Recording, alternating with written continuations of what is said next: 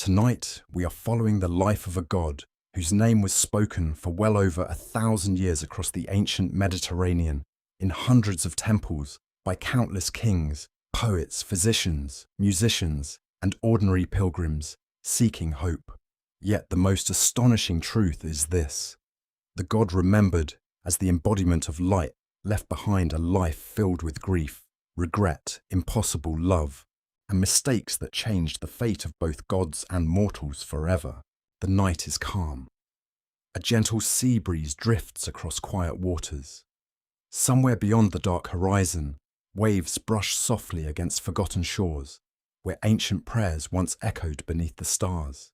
It is easy to imagine that light has always meant certainty, but Apollo's story suggests something very different. So before we continue tonight's journey, take a moment to like the video and subscribe, but only if you genuinely enjoy exploring these ancient stories together. And if you're listening from somewhere around the world tonight, let me know your location and your local time in the comments. I always enjoy seeing where these quiet journeys take us. Now settle in. Let your breathing slow. Because long before Apollo became the radiant god of prophecy, music, healing, and the sun, he was simply a child born into exile. A child whose first breath would begin one of the most extraordinary and deeply human journeys in all of Greek mythology. That mystery begins not with the child, but with his mother Leto. You hear her before you see her. Bare feet strike dust and stone. Her breathing is uneven. She is exhausted yet still moving. Her robes cling to her skin with sweat. She carries the weight of 2 unborn children, and with them a storm that has shaken Olympus itself. Leto was gentle by divine standards. She was not known for cruelty, ambition, or political schemes. That may have been precisely why fate chose her. She became beloved by Zeus, and that love brought both blessing and catastrophe.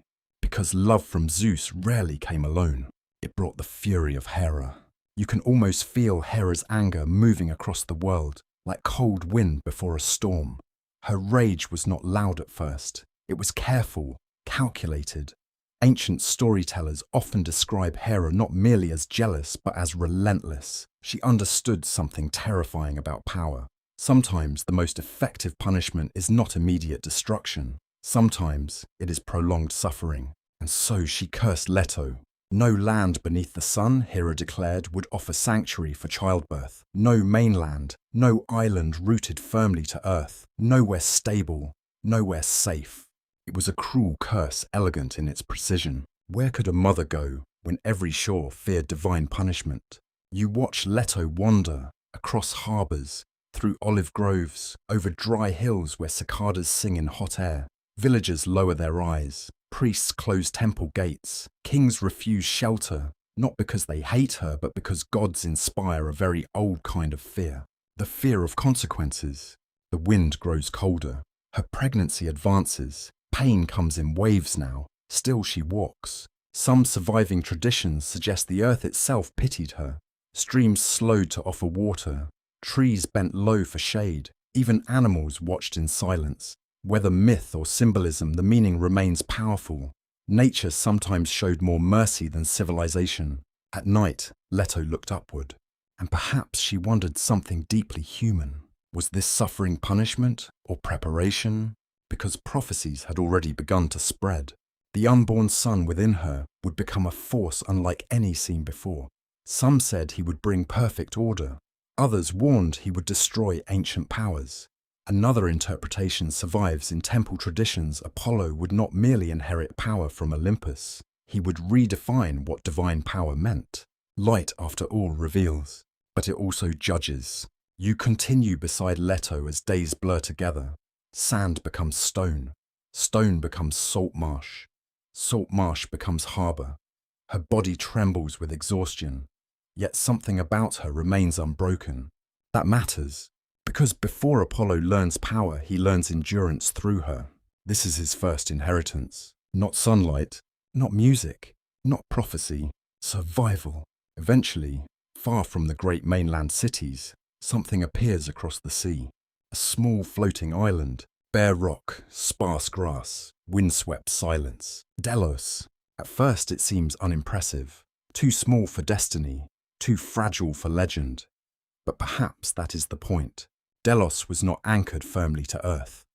Ancient poets often described it as drifting unattached, almost uncertain of its place in the world. That detail mattered. Hera's curse forbade stable land. Delos did not qualify. It was loophole and miracle together. You feel the air change as Leto approaches. Seabirds circle overhead. Waves strike stone in steady rhythm. Moonlight paints silver across the water. The island seems to hum with quiet tension, as though even rock can sense what is coming. Yet not everyone welcomed her. Some myths say Delos hesitated, not from cruelty but fear. To shelter Leto meant risking Hera's wrath. To refuse meant denying fate itself. What does a small island choose when gods wage war through human suffering? Ancient storytellers imagined a bargain. Leto promised that if Delos offered refuge, her son would make the island sacred forever. Pilgrims would come, temples would rise, songs would be sung across centuries. Delos would never again be forgotten. The island accepted, and so destiny finally found ground. Not mighty ground, not royal ground, fragile ground. There is symbolism here the Greeks understood well. Great power does not always begin in palaces or fortresses. Sometimes it begins in exposed places where survival itself becomes sacred. Leto collapses beside a palm tree. Labor begins. The night deepens. Pain comes stronger now. Hours pass. Then more hours. But something is wrong. The birth does not come. Ancient myth offers another cruel detail.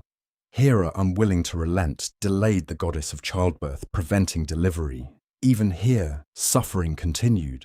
Leto cried out beneath open sky while divine politics stretched agony into torment. You listen to the sounds around her.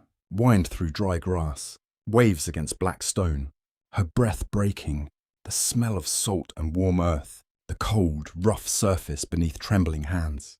9 days, 9 nights. That is what some traditions claim. 9 days of labor, 9 nights of endurance. An impossible stretch of pain that transformed childbirth into cosmic trial. And during those endless hours, omens appeared. Some said stars brightened unnaturally. Some said swans circled the island. Some believed unseen music drifted over the sea. Historians continue to debate whether these signs were later poetic additions. But in mythology, omens reveal emotional truth. The world itself was waiting for light, waiting for sound. Waiting for something new. Leto was no longer merely giving birth to children. She was birthing a new order. Beside her stood another mystery. Twins. One female, one male. Moon and sun. Hunt and civilization. Silence and song. No one yet understood how deeply their bond would shape both their lives. But destiny had already paired them. The first child would emerge soon. And with that first cry, the balance of Olympus would begin to shift. You look toward the horizon. Dawn has not yet arrived, but darkness feels thinner now. Something is approaching, something radiant. Yet even as hope rises, another question remains. What kind of being is born from fear, exile, pain and prophecy? A healer, a destroyer, a bringer of harmony, or something far more complicated? The sea offers no answer, only silence. And somewhere beyond that dark horizon, fate is already weaving the next thread. Because before the sun could rise, Apollo's sister would open her eyes first. Night still clings to the island, when the first cry finally breaks the silence. It is soft at first, almost lost beneath the wind, yet everything changes the moment it is heard. You feel it immediately. The air grows warmer. The sea, restless for days, begins to calm. Even the gulls circling above Delos fall strangely quiet, as if all living things understand that a threshold has been crossed. The first child is born. Artemis! You see Leto trembling with exhaustion, her body nearly spent, yet something remarkable happens. The newborn goddess does not appear helpless for long. Ancient traditions disagree on the details, but one of the most enduring tells of Artemis maturing, with impossible speed almost instantly becoming capable of aiding her mother. It is one of mythology's earliest signs that these twins are no ordinary children. There is something haunting about that image, a newborn helping deliver another newborn, a child becoming protector within moments of entering existence. The Greeks understood symbolism deeply. Artemis, even in birth, becomes guardian. She arrives through pain and immediately turns toward duty. Her first act is not dependency, it is care. That matters because Apollo's life will forever be shaped by her presence. Before he draws a bow, before he speaks prophecy, before he commands music or light, someone is already waiting for him. His sister, his mirror, his balance. Leto's labour continues, but the atmosphere changes. The agony remains, yet hope now moves through the island like dawn hidden below the horizon. Sacred palms sway in sea wind. The scent of salt mingles with wild herbs crushed beneath knees and hands. Above, stars begin to fade. Then the omens begin. Ancient poets loved this moment, and every tradition adds its own sign. Some say golden light spilled across the water, though the sun had not yet risen. Some said swans, 7 of them, in certain hymns circled Delos 7 times, while singing celestial music. Others claimed invisible lyres sounded across the sea. No one can know what ancient listeners believed literally, but symbols tell their own truth. The world was preparing for sound, because Apollo would become more than a god of sunlight. He would become harmony itself, music, measure, order, the hidden pattern beneath chaos. Leto cries out again, and then he arrives. Apollo. The birth feels less like an ending than an unveiling. Ancient hymns describe radiance so intense that Delos itself shone with gold. Rock became sacred. Water gleamed like polished bronze. Light moved across stone in living waves. You imagine standing there, cold sea air against skin, first dawn on the horizon, a newborn child wrapped in cloth, an impossible brightness. Apollo enters the world not screaming in terror, but surrounded by imagery of clarity. That detail is striking. His myths rarely emphasize chaos in his own nature. Even as an infant, he is associated with precision, symmetry, and focused presence. But beneath that brilliance lies another truth. He was born from suffering. The god of perfect form begins in imperfection. The god of healing begins in pain. The god of prophecy begins in uncertainty. This contradiction will define him forever. You watch the gods begin to gather in later retellings. Divine witnesses arrive with gifts, nectar, ambrosia, golden ornaments, sacred cloth. Each gift carries meaning because divine gifts are rarely decorative. They announce expectation. Apollo is not simply welcomed, he is recognized. And expectations can be heavy. Some surviving hymns describe the infant speaking almost immediately after tasting ambrosia. Whether literal myth or poetic elevation, the symbolism is unmistakable. Apollo does not arrive as a passive child waiting to discover himself. He knows, or at least something inside him knows. He desires 3 things: the lyre, the bow, and prophecy, music, precision, knowledge, beauty, distance, truth. These are not random desires. They form the architecture of his soul. The lyre represents harmony, bringing order to emotion. The bow represents controlled force power without chaos. Prophecy represents vision, the ability to see beyond the present. Together they make Apollo something unique among Olympians. He is not power through brute strength like Ares, not power through storms like Zeus, not power through raw sea fury like Poseidon. Apollo's power comes through control, and control can inspire awe. It can also inspire fear, because what happens when perfection begins judging imperfection? That question would haunt many mortals, and perhaps Apollo himself. Delos transforms rapidly after his birth. What was once a drifting refuge becomes sacred ground. Pilgrims will one day cross vast waters to worship here. Temples will rise. Festivals will fill the island with song, sacrifice, and ritual. Leto's promise is fulfilled. Delos will never be forgotten. Archaeological discoveries support how central the island became. Ruins of temples, terraces, sanctuaries, and ritual spaces still suggest extraordinary devotion. Even centuries later, Apollo's birth site remained one of the most revered sacred centers in the Greek world. Memory became architecture. Myth became stone. Yet for all the celebration, something quieter matters more. Apollo is still a child, and children are shaped by family. You look toward Leto, exhausted but peaceful now. She watches both twins with the expression every parent knows, a mixture of love, awe, and fear. Because greatness is not easy to raise, she understands something others may miss.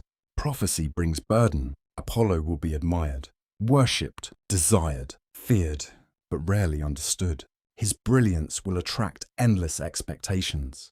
Mortals will seek cures, answers, blessings, and victories. Kings will build shrines. Warriors will ask for triumph. Lovers will pray for affection. Priests will interpret every omen in his name. Everyone will want something from the god of light. Few will ask what light itself endures. This loneliness begins here. Not visible, not spoken, but present. Artemis remains near him, and already their bond feels unusual. They are twins, yet not identical reflections. Apollo's nature leans towards civilization, temples, poetry, law, ritual.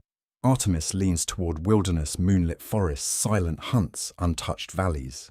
Together they create balance. Order needs wildness. Light needs shadow. Apollo needs Artemis, and perhaps Artemis needs Apollo.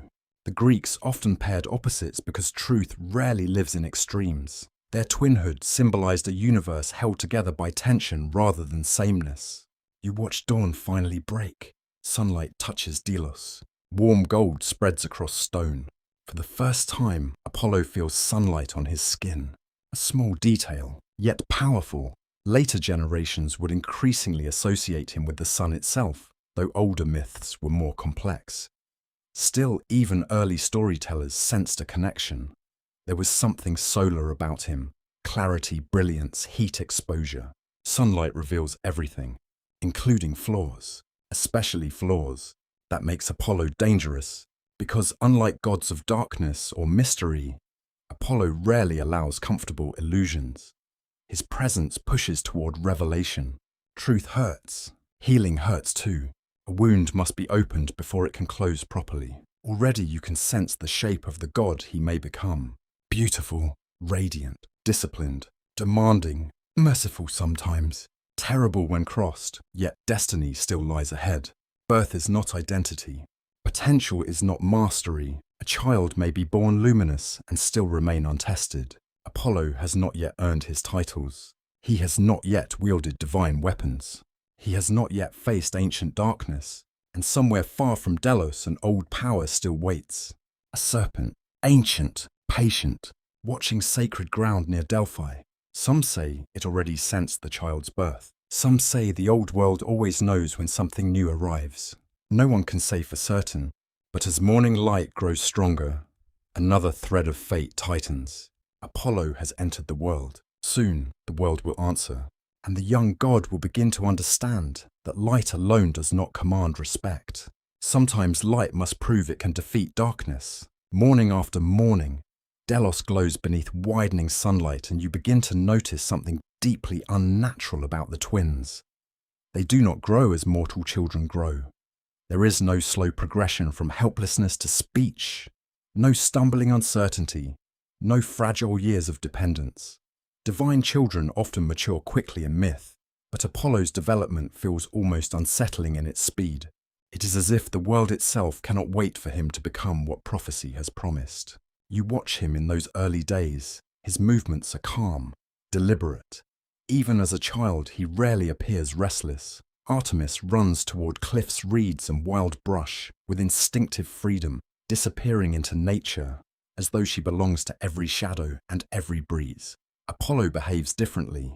He observes first. He studies patterns. He listens before acting. That detail matters, because long before Apollo becomes known for prophecy, he already shows the mind of someone searching for hidden order. You stand beside him near the shoreline.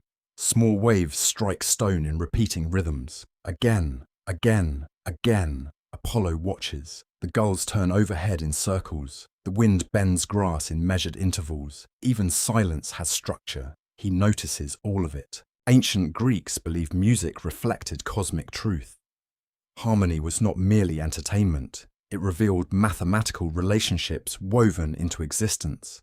Apollo seems drawn to that truth before anyone teaches him language for it. He begins to recognize patterns everywhere. In bird flight, in tides, in heartbeat, in breath, order comforts him. Chaos does not, and perhaps here you glimpse his first fear. Not monsters, not battle, disorder. The unknown without structure, the ancient world before measure. This fear would shape everything, because Apollo's destiny is not simply to shine, it is to impose clarity where uncertainty reigns. Yet clarity has a hidden temptation. The one who values order can become intolerant of imperfection. That seed already lives within him. Still, there is warmth in these early years. Leto remains central to his emotional world. You see him listening to her voice during twilight, when golden light fades and shadows stretch across Delos. She tells stories of gods, titans, rivers, stars, but beneath every story lies a lesson. Power attracts resistance. Beauty attracts desire. Destiny attracts enemies. Apollo listens carefully. He understands more than a child should. And Artemis watches him with the quiet awareness only siblings possess. Their bond deepens without words. She understands what others may not. Apollo's calm exterior hides intensity. Beneath, still water burns fire. The twins train together, though their paths already diverge. Artemis gravitates toward hunting. Her hands learn tension, release movement instinct. She trusts the body. Apollo learns from her. Yet where Artemis fires from intuition, Apollo refines precision. He does not merely shoot. He calculates distance, wind, angle, timing. You begin to see why the bow calls to him. The bow rewards discipline. Emotion must become focus. Force must become intention. Power must pass through stillness. Apollo loves this. Some myths say the divine smith Hephaestus forged his first bow. Others preserve older oral traditions where the weapon came as sacred gift from Zeus. Historians continue to debate which version emerged first. Yet symbolically, the source matters less than what the bow represents. Apollo chooses distance. Unlike warriors who crave close combat, Apollo prefers controlled reach. He strikes without surrendering composure. He maintains perspective. He sees before acting. That makes him effective. It also makes him dangerous. Because emotional distance can become emotional detachment. You notice another change as he grows. People begin reacting to him. Travelers reaching Delos pause when they see the boy. Priests lower their voices. Sailors whisper. No one fully understands why. Some describe feeling comfort in his presence. Others feel exposed, as though private thoughts suddenly stand under open sunlight. This dual reaction becomes one of Apollo's defining qualities. He inspires peace. He inspires unease. Both are real, because truth can heal. Truth can wound. One evening, as the sky burns orange and purple, a strange omen appears. You stand beside Apollo when a hawk descends sharply from above, clutching a serpent in its talons. The bird lands on stone not far away. The serpent still writhes, fighting even while trapped. Apollo does not look frightened. He looks absorbed. The hawk's talons hold firm. The serpent twists with primal resistance. Sky against earth. Precision against instinct. Order against ancient chaos. The image lingers. Ancient interpreters loved signs like this. Priests might call it divine messaging. Poets might call it metaphor. Either way, Apollo seems to understand something profound. Victory requires confrontation. Order does not emerge peacefully. Chaos resists. The serpent's body calls desperately before going still. Apollo says nothing, but his eyes remain fixed. Somewhere in memory, something awakens. A prophecy half understood. A darkness not yet faced. The name has not fully entered his life, but fate is already moving toward it. Python, the ancient serpent of Delphi, guardian of older sacred powers, child of primordial earth, a creature tied not to Olympus, but to what came before Olympus. That distinction matters. Apollo belongs to a newer divine order. Python represents something older, deeper, less civilized. The coming conflict will be more than hero versus monster. It will symbolize succession, new gods replacing ancient forces, reason confronting raw primal mystery. Yet mythology rarely makes such transitions simple, because the old powers never vanish cleanly. They leave echoes. Dreams begin soon after. Apollo sleeps beneath open sky.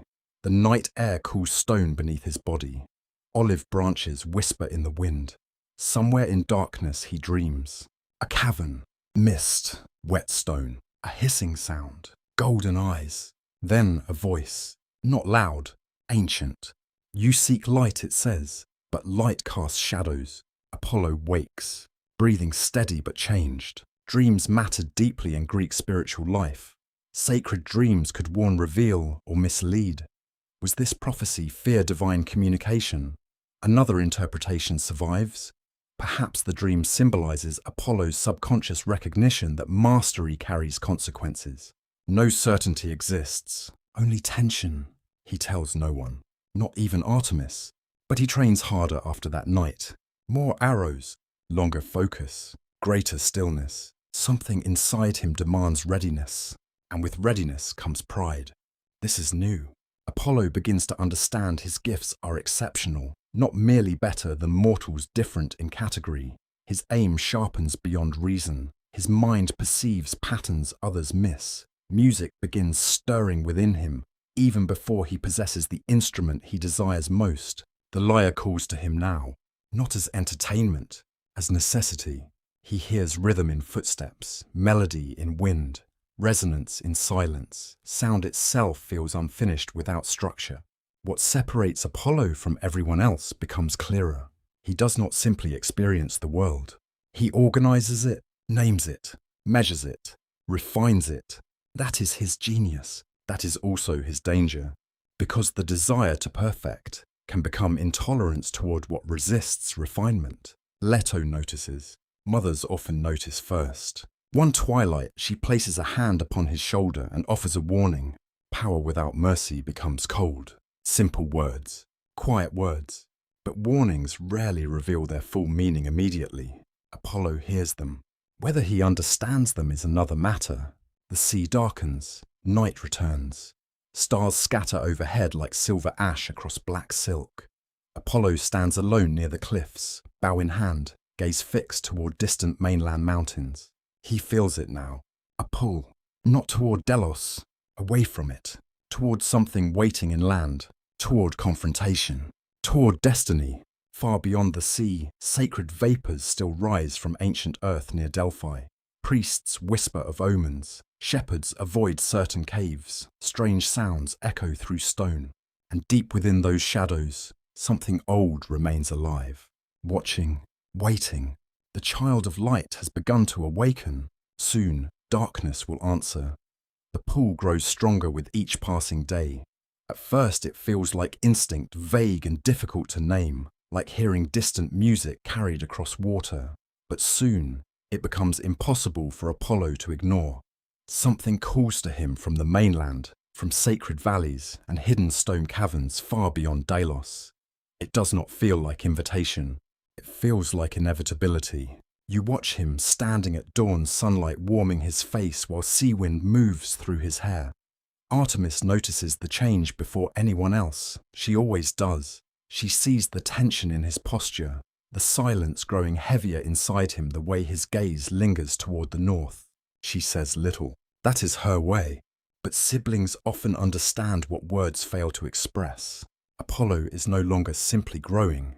He is being summoned. Ancient traditions often describe destiny not as a sudden event, but as pressure. Slow, persistent, unavoidable. A force that narrows possibilities until only one path remains. Apollo now feels that pressure deep within himself. The dreams return. Not every night, just often enough. A cavern of wet stone, mist crawling across the ground, the smell of mineral-rich earth, and something older, something animal, something cold-blooded. Then the sound, hissing, low at first, then surrounding him. In the dream, Apollo raises his bow, yet the darkness remains beyond sight. He cannot see the creature fully, only fragments, golden eyes, scales catching dim light, a body too large for ordinary nature. Then the voice returns. Ancient, patient, almost amused. You seek to rule what you do not understand. Apollo wakes before dawn. His breathing remains controlled, but his heart beats harder now. Dreams in Greek sacred tradition often carried layered meanings. Priests might interpret them as divine warning. Poets might describe them as prophecy. Some modern interpreters suggest something more psychological.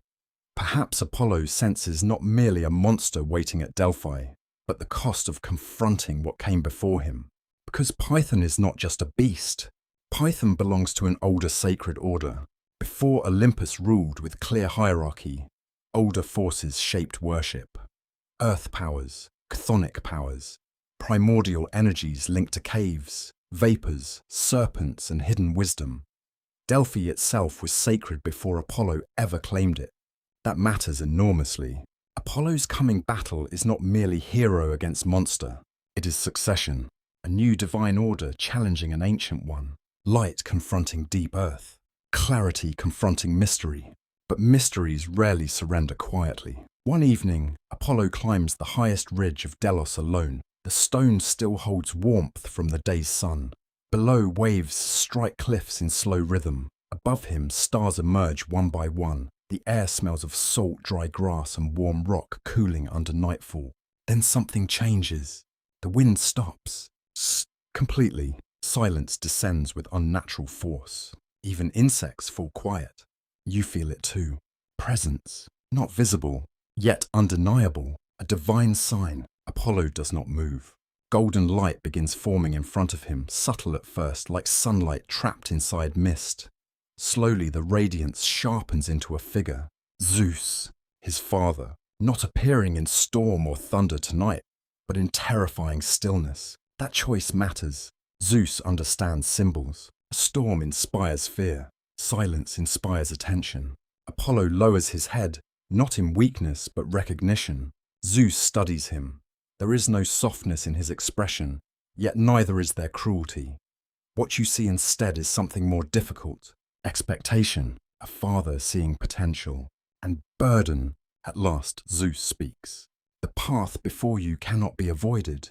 No greeting, no comfort, only truth. Apollo meets his father's gaze. I know something waits. Zeus answers after a pause. Yes. The word hangs in cold air. Then comes the revelation. At Delphi lives Python, serpent guardian of the sacred chasm.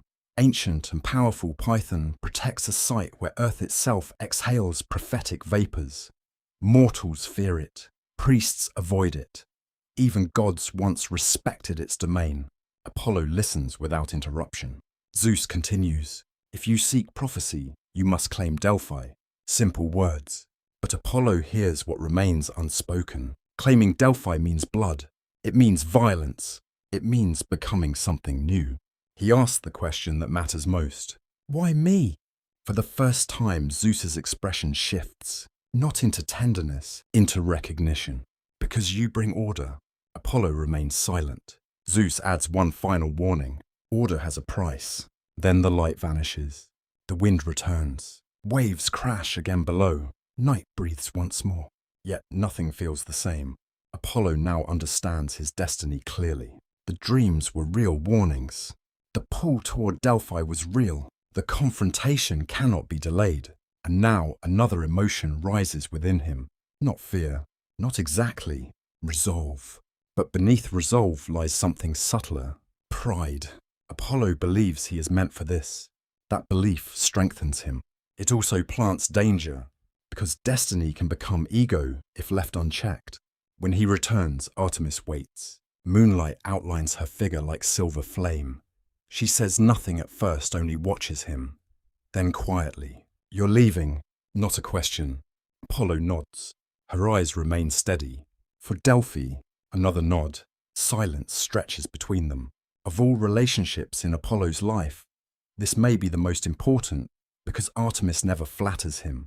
She never worships him.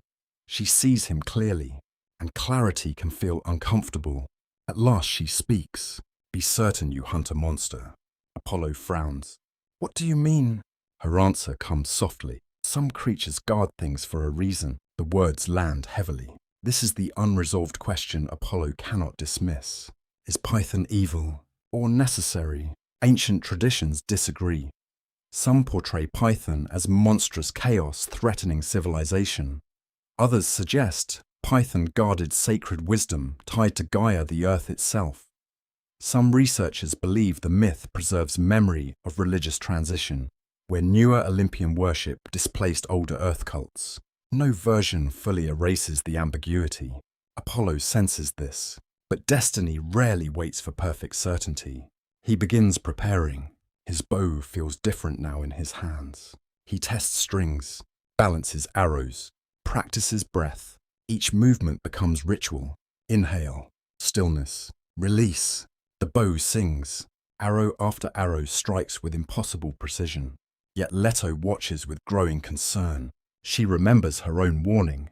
Power without mercy becomes cold. One night before departure, she approaches him while sacred fire burns low. Smoke rises into star-filled darkness. Olive oil crackles softly in flame. She touches his arm. When you face darkness, she says, do not become darkness. Apollo turns toward her. This time he truly listens, because now he understands what earlier escaped him. Victory can transform the victor. A battle does not end when the enemy falls. Its consequences continue. He asks quietly, what if darkness leaves no choice? Leto studies him for a long moment, then answers, there is always a choice in what kind of soul returns. The fire pops softly. No one speaks. Those words will stay with him far longer than he realizes. Morning comes. Gold light spreads over Delos. The island that sheltered his birth now prepares to release him.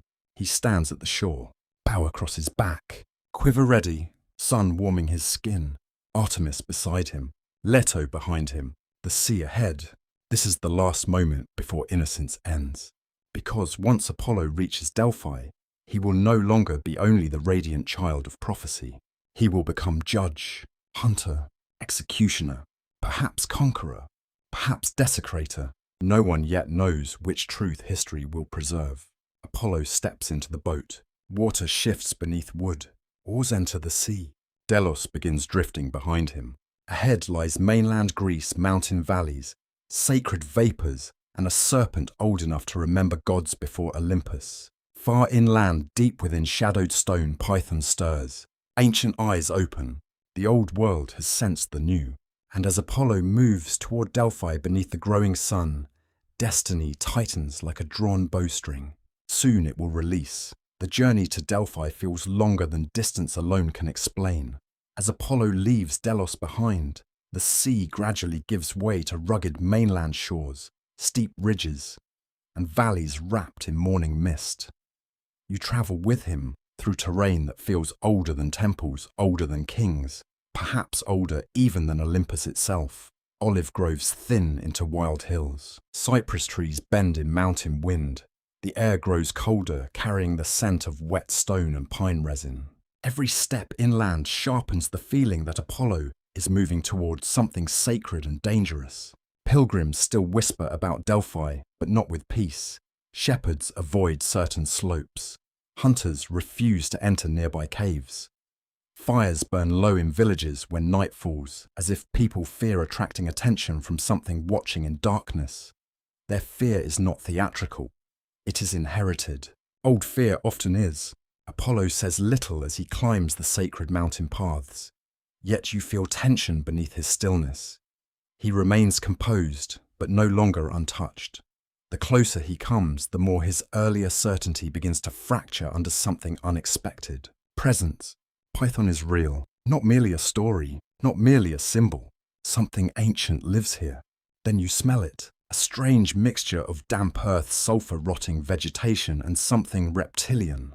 The scent clings to cold air. It reaches Apollo before the cavern appears, and for the first time you see him pause. Only briefly, but enough. Fear has arrived. This matters, because courage without fear is not courage. It is ignorance. Apollo now understands what stands before him is no simple beast waiting to be heroically slain. The ground itself seems to resist his approach. Small stones tremble beneath his feet. Thin vapor escapes cracks in rock. Some historians believe these details reflect real geological features near Delphi, where subterranean gases may have contributed to prophetic rituals. In myth, those vapors become sacred breath, the earth speaking, and Python guards that breath. The cavern opens ahead. Dark, wide, silent, too silent. No birds sing here. No insects hum. Even wind seems unwilling to enter. Apollo removes his bow. The wood feels warm in his hand despite the cold. He inhales once, steady, still. Then he steps inside. Darkness swallows light almost immediately. The temperature drops. Moisture beads along stone walls. Water drips somewhere deep within, slow and rhythmic. Each sound echoes farther than expected. You feel the oppressive weight of enclosed earth pressing from all sides. Then comes the sound. Hiss. Long. Low. Not loud. Worse than loud. Close. Apollo freezes. Golden eyes open in darkness. Then another pair. Then movement. Stone scrapes against scales. And Python emerges. Ancient descriptions vary wildly. Some imagined a colossal serpent longer than ships.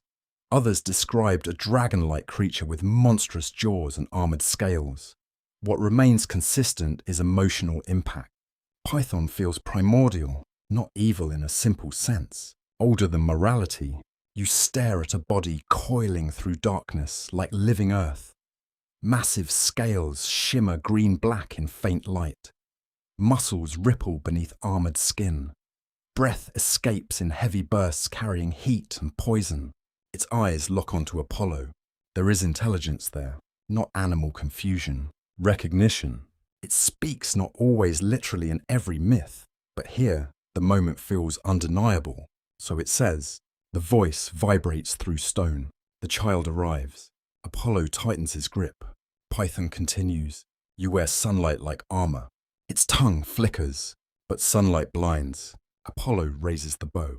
I have come for Delphi. The serpent's body coils tighter. And who told you it was yours?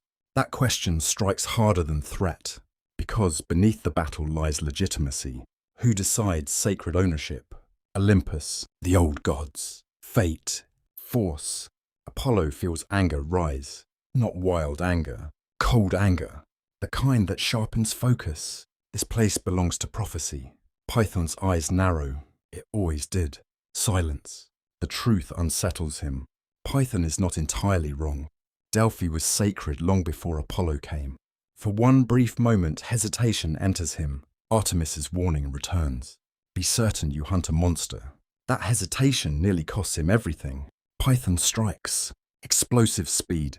Far faster than something so large should move. Apollo dives sideways as massive jaws crash into stone where he stood. Rock explodes into fragments. Poison sprays across the cavern floor, hissing against stone. The smell burns your throat.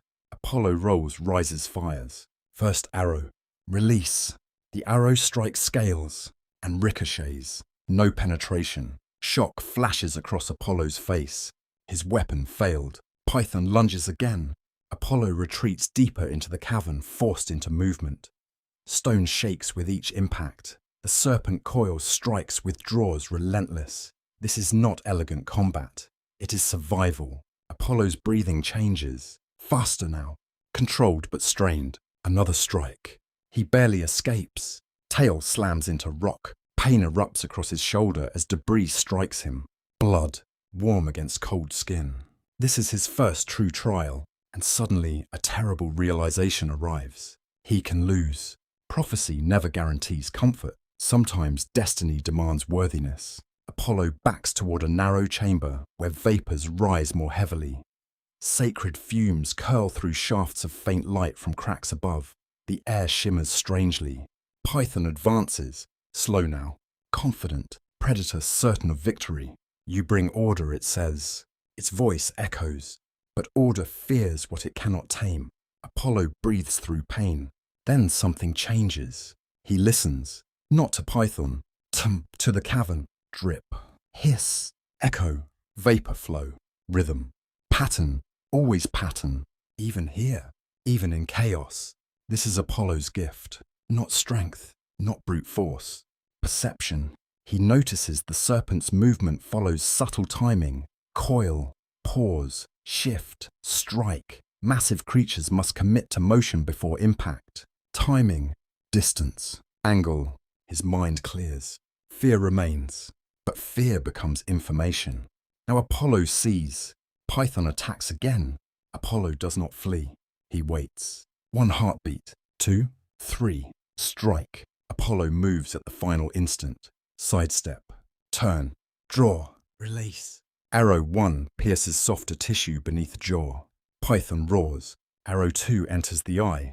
Violent thrashing shakes the cavern. Apollo draws again. Faster. Arrow 3. Throat. Arrow 4. Mouth. Arrow 5. Deep into exposed flesh where scales part during the twist. Each shot becomes music. Breath. String. Release. Breath. String. Release. Perfect rhythm. The bow sings. Python convulses. Its body crashes against stone walls. Rock splits. Vapors surge upward. The cavern trembles as if Earth itself resists what is happening. Then the serpent lunges one final time, not with fury, with desperation. Apollo sees it, and for the first time, he understands something devastating. Python is afraid. Ancient, powerful, terrifying, afraid. The old world fears replacement. The realization pierces deeper than any fang. But it is too late. Apollo releases the final arrow. It enters deep. Silence follows. Long silence. Python collapses. Its enormous body slowly stills. Breath fades. Golden eyes dim. Then, with immense effort, the serpent speaks one last time. Light also destroys. The eyes close. Stillness. Complete. Apollo remains standing, bow lowered, chest rising and falling. He won. Delphi is his. Yet triumph does not feel pure. The cavern smells of poison and blood. Sacred vapors continue rising around the corpse. Water drips. Stone groans softly. No celebration comes. Only wait. Because Leto's warning returns. When you face darkness, do not become darkness. Apollo stares at the body. Victory granted power. But power brought blood. He expected glory. Instead, he feels burden. Some ancient traditions insist Apollo required purification after killing Python. That detail is profoundly important. Even righteous victory created spiritual pollution. Killing the serpent was not treated as clean conquest. Blood stains the conqueror too. Apollo kneels beside the sacred chasm. The vapors rise around him, warm against his skin. Strange, ancient, alive. Then he understands. Python guarded something real. Not treasure, not territory. Mystery, sacred uncertainty.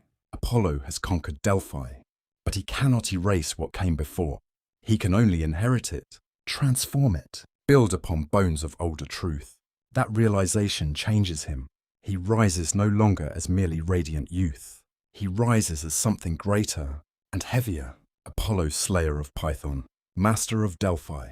Yet far from triumph's simplicity, another consequence has already begun.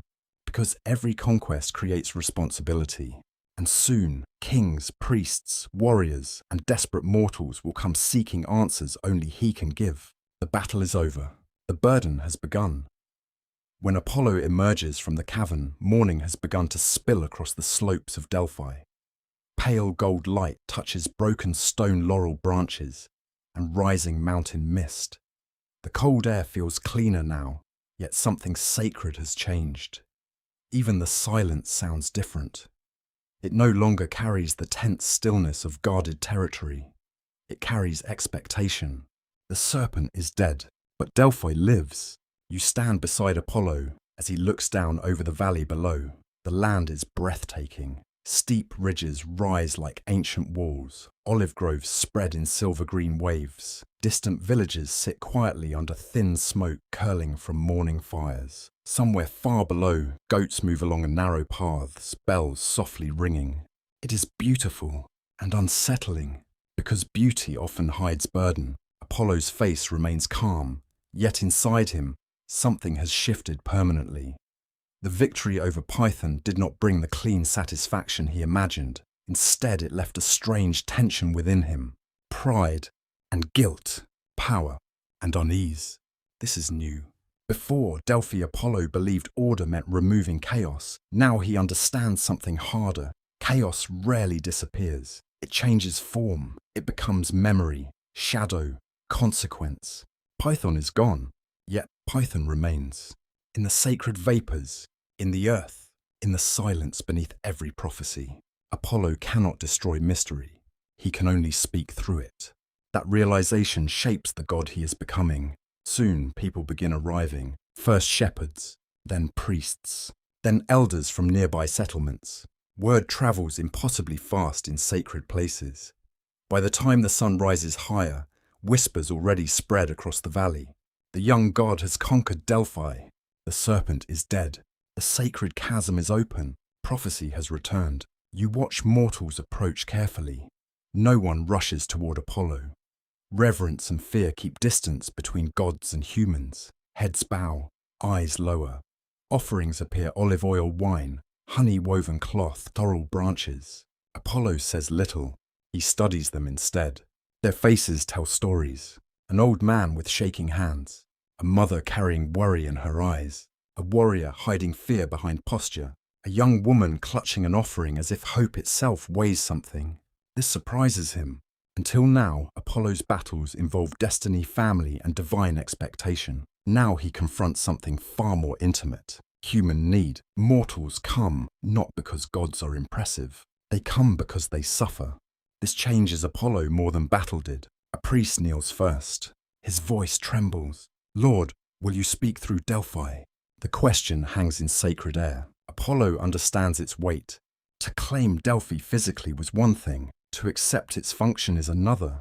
Prophecy means responsibility. Once he speaks, people will shape wars, marriages, harvests, pilgrimages, and sacrifices around his words. Words can build civilizations.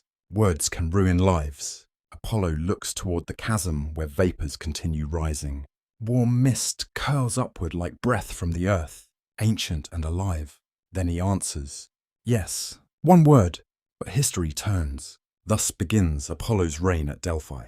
Over time, sacred ritual forms around his presence. A temple rises, stone columns reach toward the sky, laurel crowns become symbols of devotion, fires burn day and night, priests purify visitors with water from sacred springs. Ritual order develops carefully. Nothing enters sacred space casually.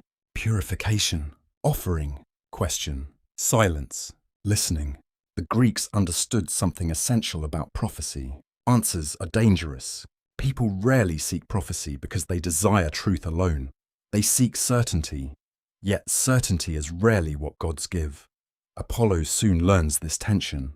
His first oracles reveal his greatest strength and his greatest burden. He sees patterns beyond ordinary perception. He senses threads connecting choices to consequences. But fate is not simple. Possibilities branch. Human decisions matter. Divine influence matters. Chance matters. Even gods do not always impose absolute outcomes. This complexity frustrates mortals. A king arrives seeking victory in war. Will I win? Apollo could answer simply, yes, no. But truth is rarely simple. Instead, he sees bloodfire, victory, grief, widows, and a kingdom weakened even through triumph. So Apollo speaks in layered words. You may conquer what lies before you, yet lose what stands behind you. The king leaves troubled. Apollo feels something unfamiliar. Dissatisfaction. He wanted truth to clarify. Instead, truth complicates. This becomes central to Delphi.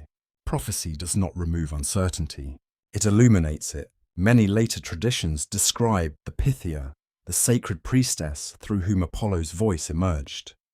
Seated above the chasm, breathing sacred vapors, she entered altered states and spoke cryptic utterances. Priests then interpreted those words for pilgrims. Historians continue debating how literal these practices were, yet their symbolic power is undeniable. Apollo does not speak in easy certainties. He speaks through mystery. Ironically, the god of clarity becomes famous for ambiguity. At first, this frustrates him. Then he begins to understand. Absolute truth can crush human freedom. Ambiguity forces responsibility. Mortals must still choose. Apollo guides. He does not always decide. This insight matures him, but not completely. Pride still lives strongly within him. In fact, Delphi strengthens that pride. Praise becomes constant. Pilgrims sing hymns. Priests glorify him.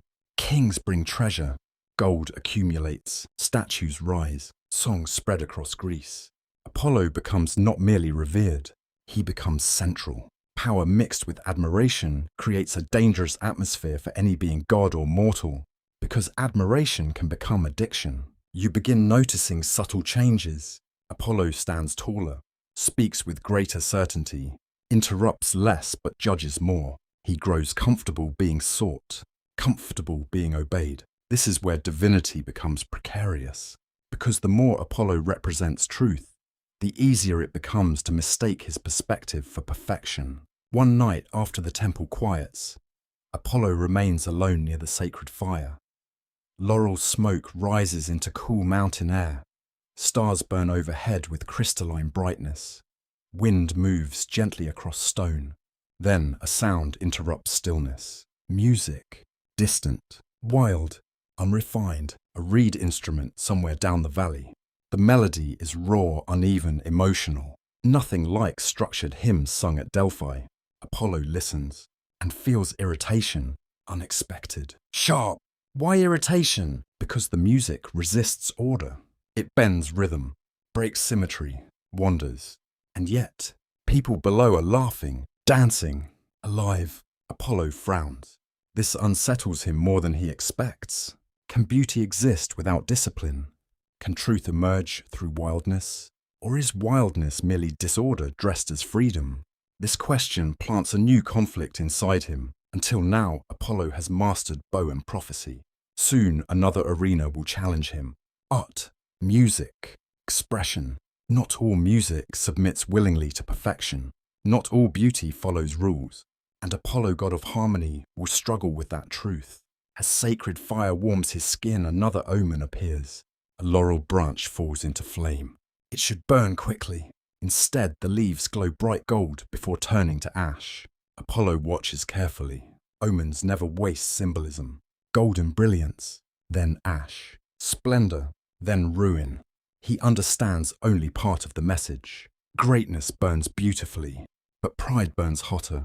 Far beyond Delphi, another thread of fate already begins to move. In forests, caves, and wild hills, beings untouched by temple order continue making music for joy rather than ritual. Among them are satyrs, creatures of instinct, laughter, wine, and unrestrained expression. One of them will one day challenge Apollo, not through war, through music. And that challenge will reveal something uncomfortable about the god of perfection. For now, Delphi sleeps beneath stars. Pilgrims rest. Sacred fires burn low. Apollo has claimed his oracle. He is now lord of prophecy, revered, feared, consulted by kings.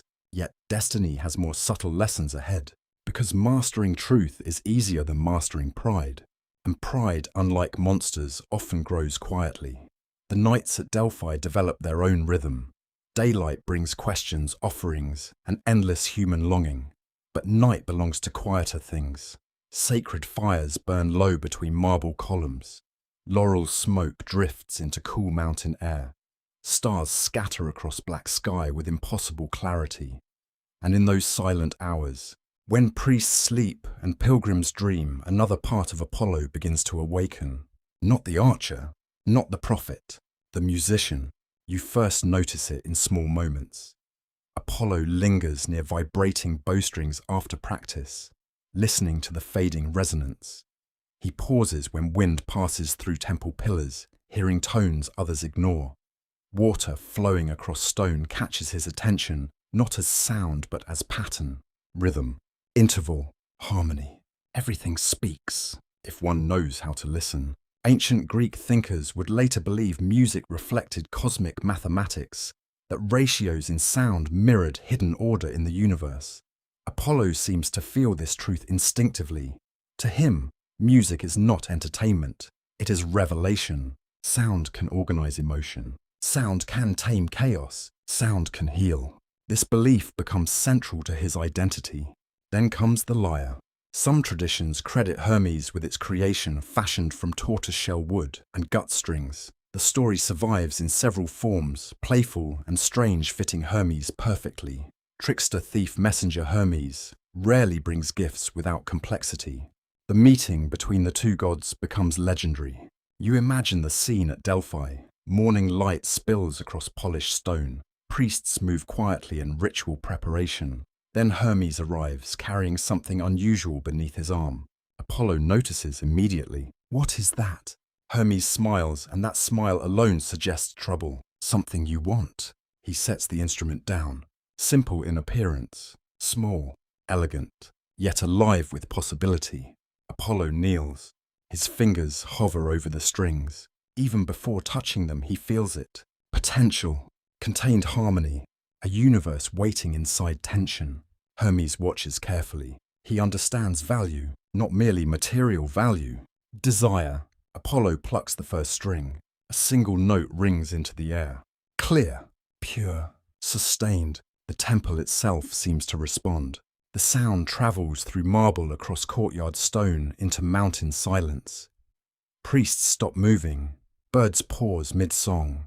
Even wind feels slower. Apollo freezes, not from uncertainty, from recognition. He has found something essential. He touches another string. Then another. Different tones, different intervals. Relationships, ratios, structure, beauty. The instrument becomes extension of thought. Ancient storytellers often emphasize how quickly Apollo masters the lyre, but mastery alone misses the emotional truth. This is not mere talent, it is belonging. For perhaps the first time, Apollo encounters a medium capable of expressing what words and prophecy cannot. Inner order, inner longing, inner loneliness. Because despite growing worship, Apollo remains profoundly isolated. Kings seek answers, priests seek authority, mortals seek blessings. But who seeks Apollo himself? Very few. Music becomes his private sanctuary, something he controls not through conquest but through creation. This distinction matters. His bow conquers, his prophecies guide, his music reveals. And revelation is more intimate than power. Soon, the lyre becomes inseparable from him. Hymns spread. Temple musicians imitate his compositions. Sacred ceremonies gain new depth. Pilgrims weep hearing melodies they cannot fully explain. Some feel comfort, some feel grief, some experience both. That is the strange power of music. It reaches truth faster than language. Apollo understands this, and with understanding comes confidence. Then confidence becomes pride. Praise grows. Too quickly, priests begin calling him supreme among musicians. Poets describe no sound more perfect than Apollo's lyre. Songs spread through cities and islands. His name becomes synonymous with refined beauty and disciplined artistry. Apollo accepts admiration easily, perhaps too easily, because perfection invites comparison, and comparison invites rivalry. The challenge comes from somewhere Apollo least expects. Not a king, not a priest, not a god, a satyr, Marsyas. Even before meeting him, you understand why this rivalry matters. Satyrs represent nearly everything Apollo resists. They are creatures of instinct, appetite, improvisation, and emotional excess. They laugh loudly, drink deeply, dance without discipline. They value expression over refinement. In symbolic terms, Marsyas is not simply a musician. He is wild music, untamed sound, raw emotion without structure, and people love him. That unsettles Apollo, because Marsyas's music spreads through villages and forests with astonishing popularity. Shepherds imitate his melodies, dancers follow his rhythms, celebrations erupt wherever his flute sounds. No formal training, no sacred discipline, no mathematical perfection. Just feeling. Apollo hears rumors repeatedly. At first, he dismisses them. Then curiosity becomes irritation. Eventually, irritation becomes something harder to ignore. Jealousy, small, sharp, dangerous. One evening, while twilight turns mountains violet and gold, Apollo hears Marsyas for the first time. The satyr plays from a hillside below Delphi. The sound is shocking, not because it is perfect, because it is alive. The flute cries, laughs, trembles, surges. Notes bend where Apollo expects symmetry. Rhythms stretch and break. Emotion spills without permission. It should sound crude. Instead, it moves people deeply. Villagers dance. Children laugh. Old men smile, women close their eyes. No sacred ritual, no temple, no marble columns, only earth firelight and joy. Apollo stands motionless. The music unsettles him because it exposes a painful truth. Beauty exists outside order. That realization strikes at his identity. If beauty can flourish without discipline, what makes Apollo essential? He does not like the question. Soon, the inevitable happens. Comparisons begin. Whispers spread. Some say Apollo's music is divine perfection. Others quietly say Marsyas makes them feel more human. That distinction wounds Apollo more than open insult, because he does not merely desire admiration, he desires recognition of superiority. This is his hidden hunger, to be unmatched. That hunger now faces threat. Then comes the challenge. Versions differ. Some say Marsyas became arrogant and publicly boasted he could outplay Apollo. Others suggest villagers exaggerated rivalry until conflict became unavoidable. Historians continue debating whether the myth preserves tension between elite sacred music and folk musical traditions. Whatever the origin, confrontation becomes inevitable. A contest is proposed. Apollo versus Marsyas, lyre versus flute, order versus instinct, civilization versus wilderness. The symbolic stakes are enormous. Word spreads rapidly across Greece. Crowds gather, priests arrive, nymphs whisper. Even gods take interest. Apollo enters the contest calm on the surface, but inside something churns. He tells himself this is about truth, about proving harmony's supremacy. Yet deep down, another motive burns. Validation. He wants certainty that his way is best. That desire reveals insecurity. True confidence rarely demands public proof. Marsyas arrives without ceremony. Hooves on stone, flute in hand, expression fearless. Unlike those around Apollo, Marsyas does not bow. That alone feels like defiance. The satyr grins. You seem tense, Lord of Delphi. Apollo's voice remains cool. You seem careless. Marsyas shrugs. Music should breathe. Simple words. But they land heavily. Music should breathe. Apollo hears accusation beneath them. Too rigid, too controlled, too distant. The contest begins. Marsyas plays first. The sound is wild and immediate. His flute pours emotion into air without restraint. Joy, desire, pain, laughter, grief, human life in raw movement. The crowd reacts viscerally. Bodies sway, tears appear, hearts open. Apollo watches, silent, expression unreadable. Then his turn comes. He lifts the lyre. Fingers settle on strings. Stillness, one breath, then sound. The first note silences everything, not through force, through awe. His music feels impossibly precise, yet emotionally vast. Structure becomes transcendence. Harmony layers into harmony. Each note resolves tension created by the last. Order becomes beauty so profound it almost hurts.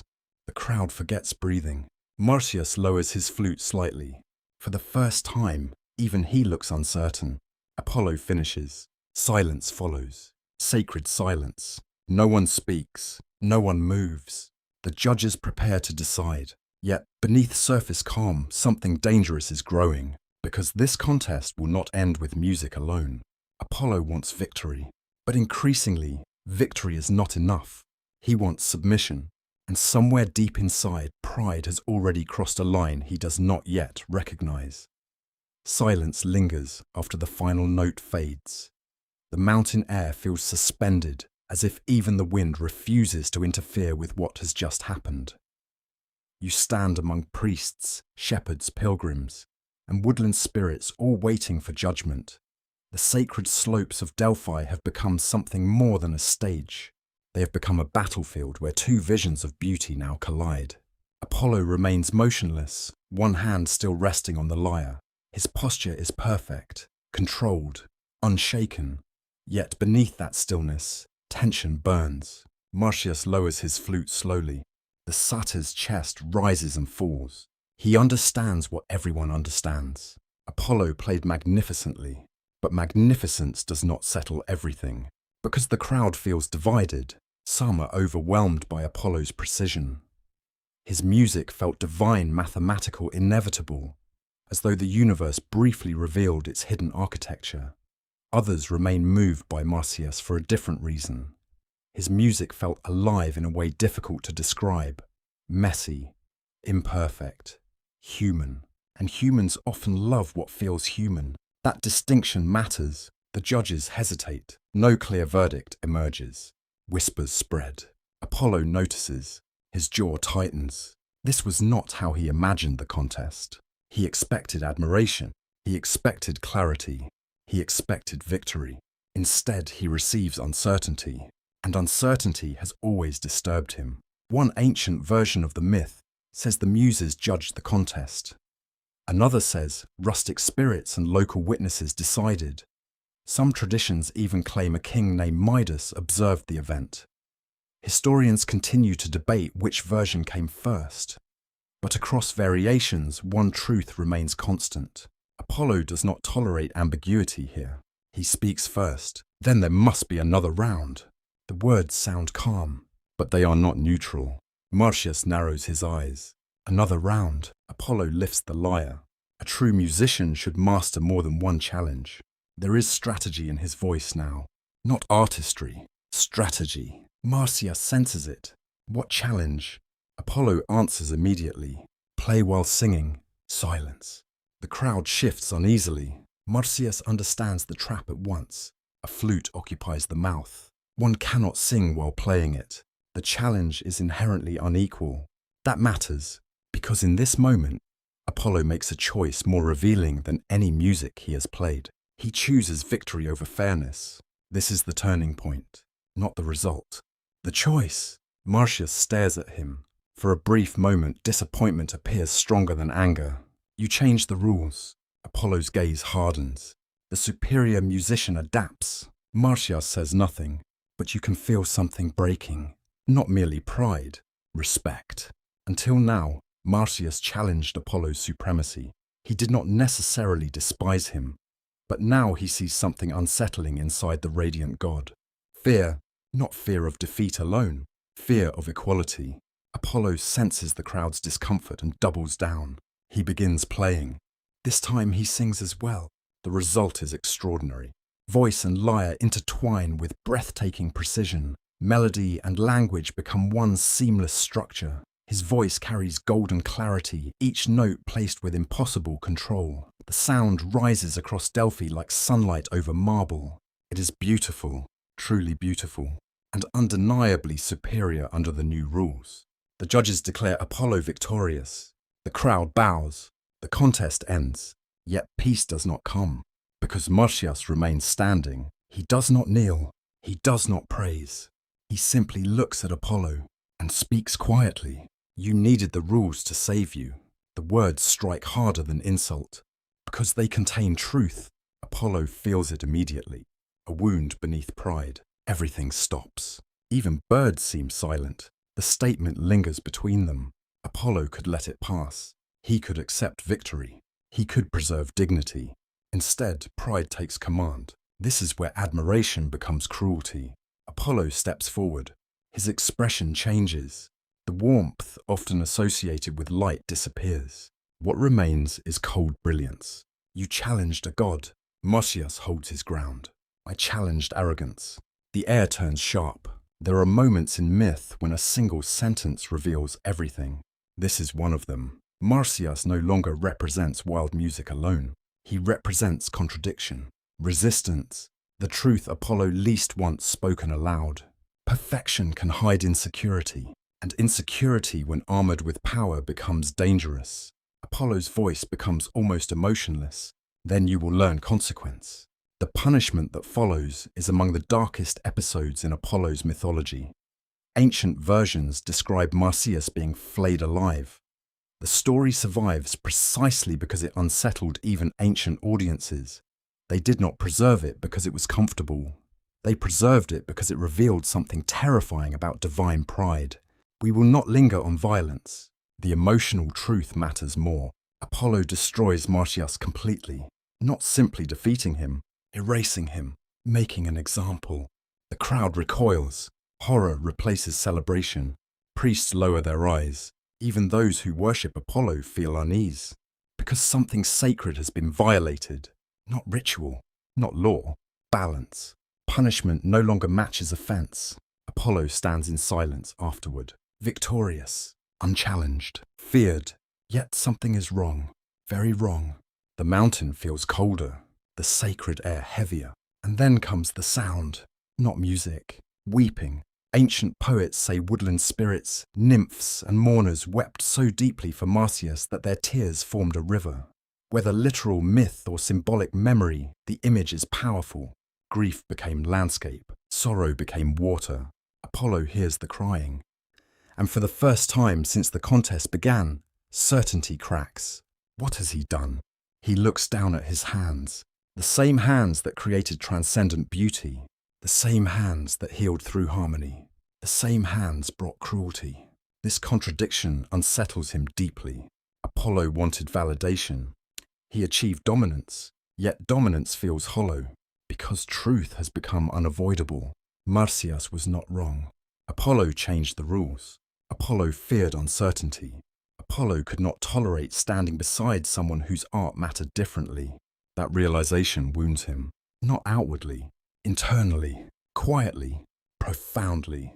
You begin to understand something central about Apollo. His greatest enemy is rarely external, not serpents, not rivals, not mortals. Himself, specifically the tension between his highest ideal and darkest impulse. He desires harmony, but he also desires control. He brings clarity, but clarity can become judgment. He creates beauty, but beauty can become tyranny when perfection demands submission. This is Apollo's paradox, and Delphi feels different after Marsyas. Pilgrims still come, priests still serve, music still fills ceremonies. Yet Apollo himself has changed. He plays the lyre alone one night beneath star-filled sky. Sacred fire burns low nearby. Laurel smoke curls upward. Wind moves through stone columns with gentle whispers. He begins to play. The melody is quieter than usual. Sadder, there is no audience. No competition, no need to impress, only reflection. And in the music, something new appears. Regret. Not loud, not dramatic, subtle, but real. Some researchers interpret the Marsyas myth as Greek cultural symbolism, structured elite art triumphing over rustic, ecstatic expression. That interpretation carries weight, but emotionally, another truth survives. The myth warns against confusing excellence with moral superiority. Skill does not justify cruelty. Perfection does not guarantee wisdom. Apollo begins learning this, slowly, painfully. Necessary lessons rarely arrive gently. As the final notes fade into night, another omen appears. A laurel leaf drifts downward onto his lyre. Green, fresh, alive. Then it splits cleanly in two. Apollo stares. He understands enough to feel uneasy. Division, duality, a divided self. Light and shadow, healer and destroyer, artist and executioner. The omen does not explain which side will prevail. It only reveals the conflict. And destiny is far from finished with him. Because soon, Apollo will face battles no contest can prepare him for. Not against rivals, against love, against longing, against rejection. For all his power, no bow, no prophecy, and no music can force the human heart to surrender.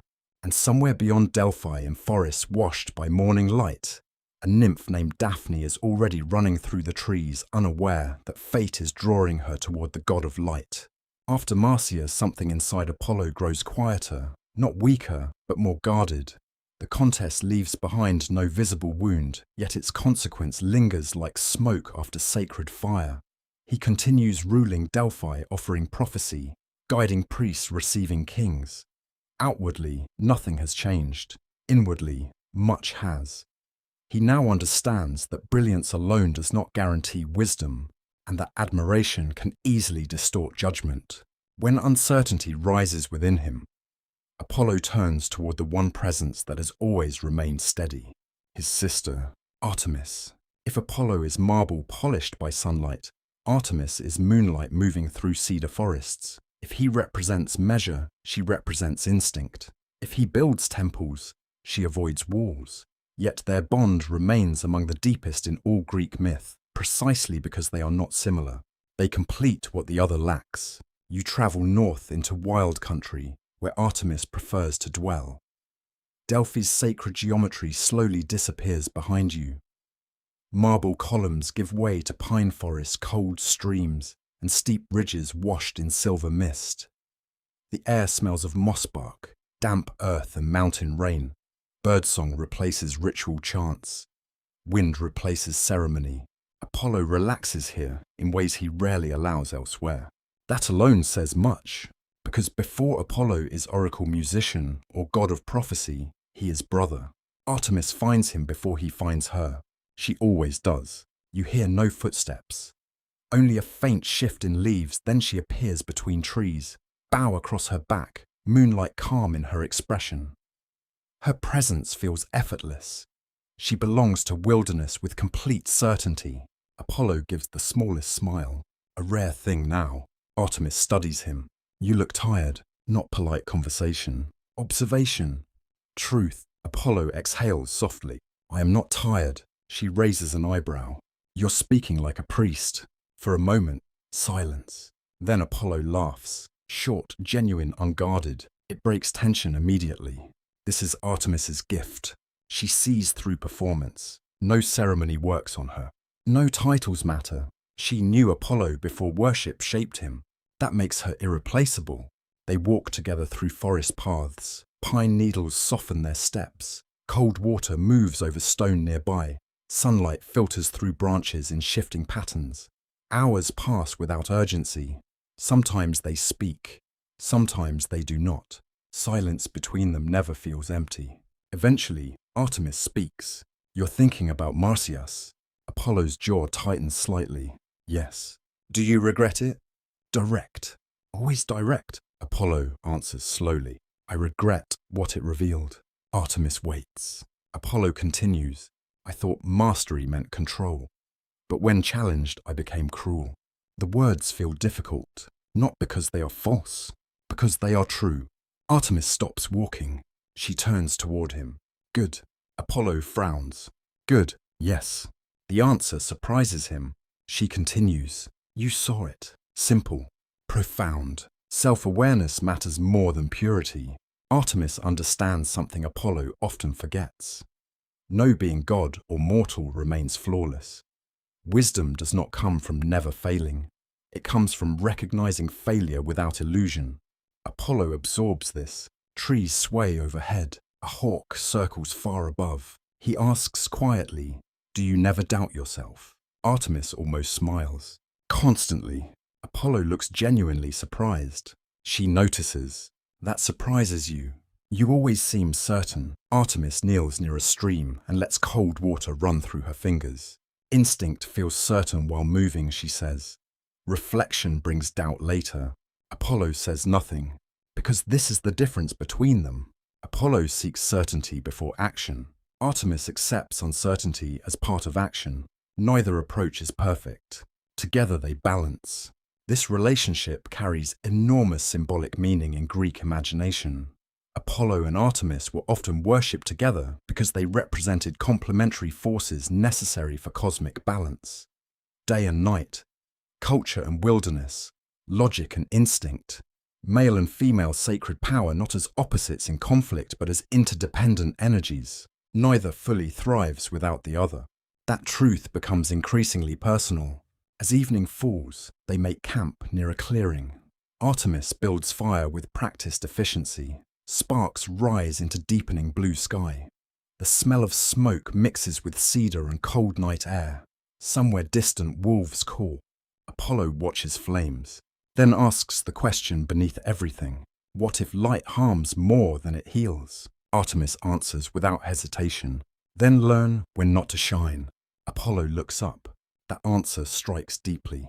Because Apollo's instinct is revelation, expose, clarify, illuminate. But Artemis understands something he resists. Not everything wants illumination. Some truths need shadow. Some wounds need darkness. Some beings need privacy. The moon never floods the world like the sun. It softens. It reveals selectively. Apollo begins to see why mortals love moonlight differently than sunlight. Sunlight exposes, moonlight permits. Both matter.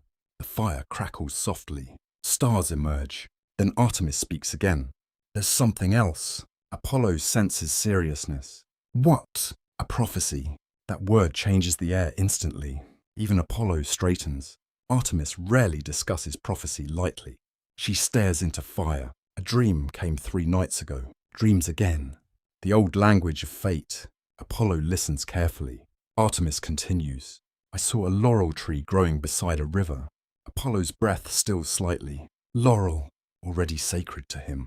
Then she says the unsettling part. It bloomed beautifully. Then its roots wrapped around your feet. Silence.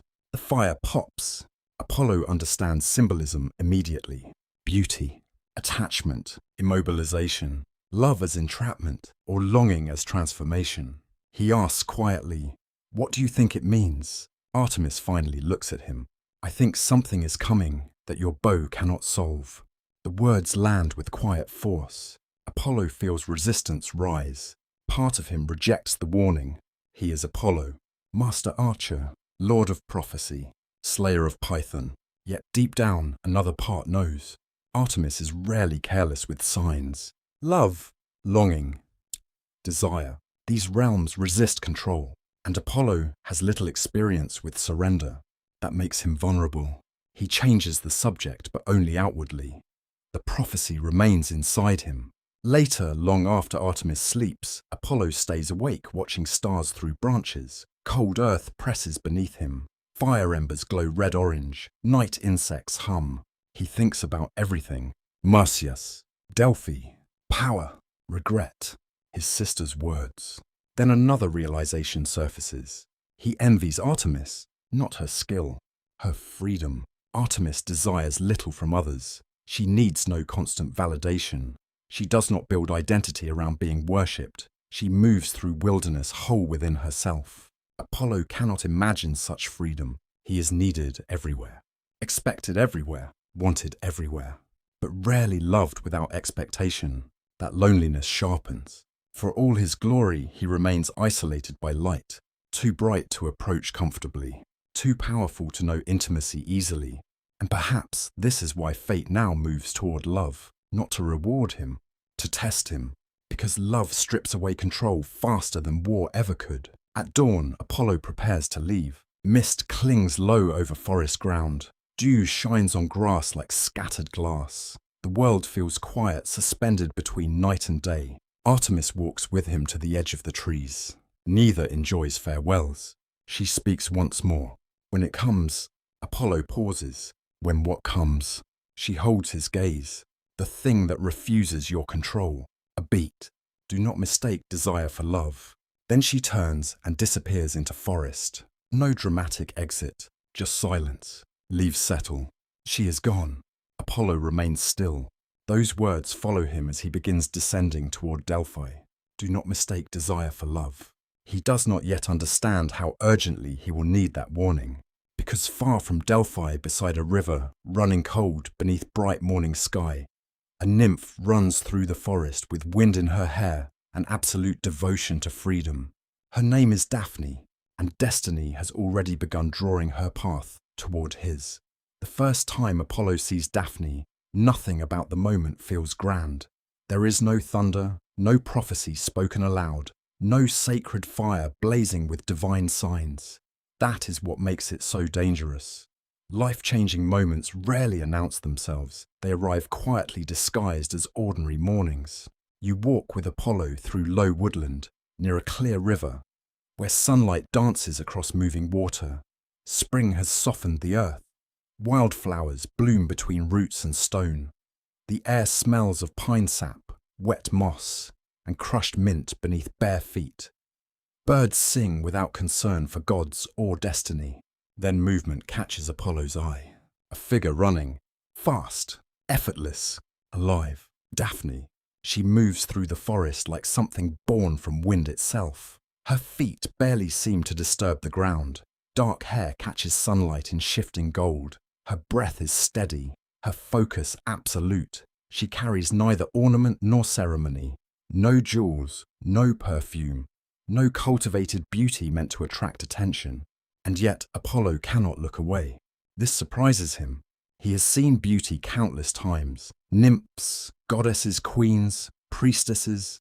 Admiration is nothing new. But Daphne feels different because she radiates something he rarely encounters. Freedom. Not the freedom of power, the freedom of refusal. Daphne belongs to wild places and wants nothing from Olympus. Like Artemis, she rejects marriage, possession, and expectation. Many traditions describe her as devoted to chastity and wilderness, preferring forests to halls, solitude to romance. That alone should have warned Apollo. Instead, desire arrives faster than wisdom. He watches her leap across stones near the riverbank. Sunlight flashes across water behind her. For one suspended moment, she seems less like a person and more like movement itself. Apollo feels something sharp in his chest. Longing.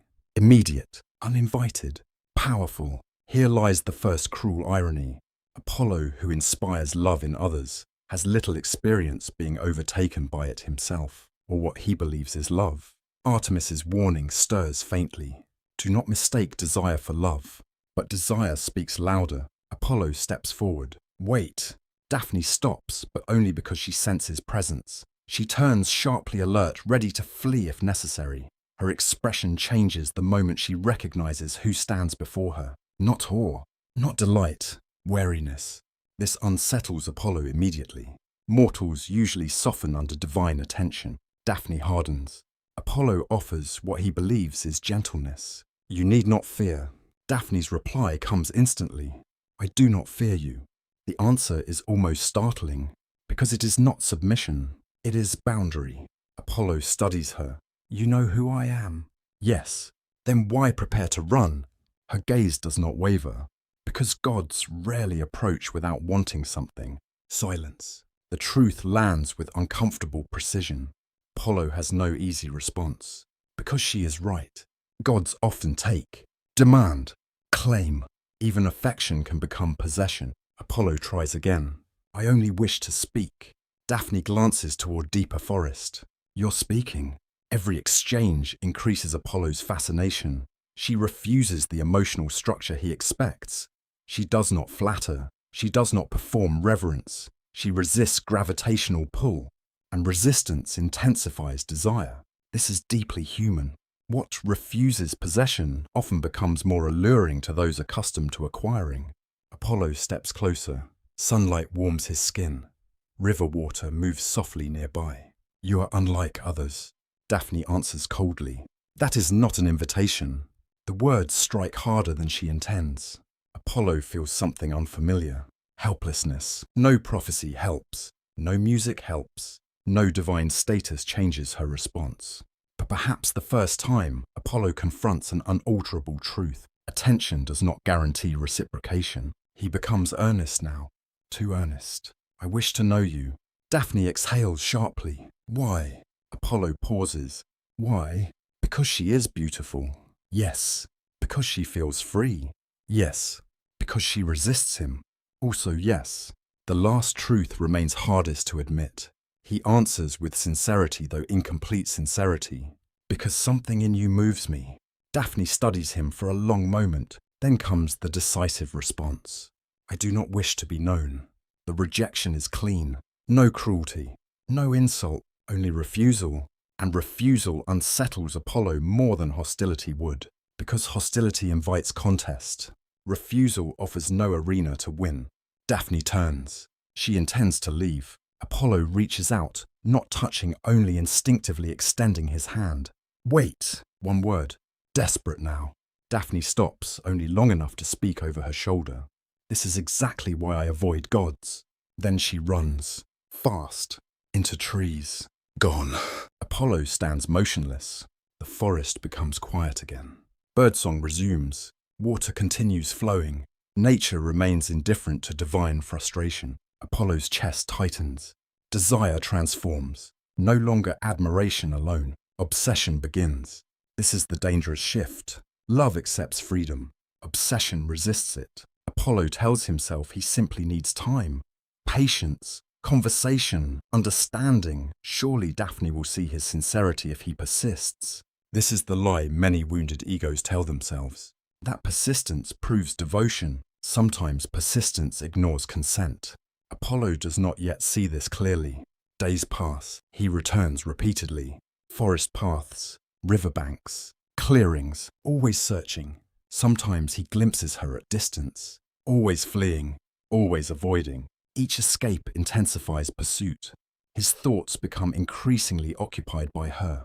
During prophecy, her image intrudes. During music, he hears absence. Even sacred ritual feels diminished by longing. This loss of control frightens him, because Apollo's identity depends on discipline. Now discipline erodes. Ancient myth adds another layer here, involving Eros. In one famous tradition, Apollo mocked Eros's small bow, dismissing love's power compared to the weapons of gods. Offended Eros responded with 2 arrows, gold to ignite desire, lead to inspire rejection. Apollo struck by gold, Daphne by lead.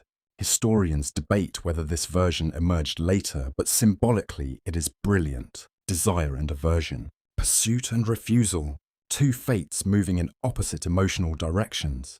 The more Apollo desires, the more Daphne recoils. The imbalance becomes tragic. One morning, fate closes the distance again. Apollo sees her running through open woodland. This time he calls out immediately, Daphne. She accelerates. No hesitation, no pretense. She runs, and Apollo follows. What begins as pursuit becomes desperate chase through forest and riverbank. Branches whip past, leaves scatter, roots crack beneath pounding feet. Sunlight flashes through trees in broken gold fragments. Apollo gains ground, not because she slows, because he is divine. Daphne hears him closing. Panic rises. Now fear is real. Not imagined, real. Apollo calls out while running. I mean no harm, but intention matters less than experience. To Daphne, pursuit itself is harm. She runs harder, breath burning, legs shaking. The river appears ahead. No escape. Apollo is close now. Too close. And then comes the prayer. Desperate, raw. Daphne cries out to the powers of wilderness, some say to her river god father, others to earth itself.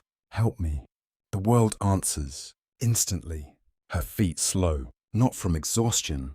Transformation, skin hardens, fingers lengthen, hair becomes leaves, arms branch outward, feet root into earth.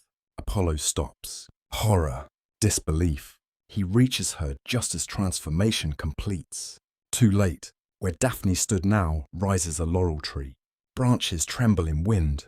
Leaves shimmer green-gold in sunlight. Silence. Total silence. Apollo stands frozen. His hand touches bark still warm from living flesh. The realization crashes through him. He did this, not through violence, through refusal to stop. Artemis's warning returns with devastating clarity. Do not mistake desire for love. Apollo closes his eyes. Grief floods in. Not only grief for loss, grief for recognition. He never truly loved Daphne, not fully. He loved his desire, his longing, his need to possess what inspired him, and that understanding wounds him deeply. The God who illuminates truth cannot escape truth about himself. He whispers softly against the bark, "Forgive me." The wind moves through leaves, a sound like breath. No answer, only rustling. Yet something remains. Apollo cannot restore her. He cannot undo transformation, so he chooses memory.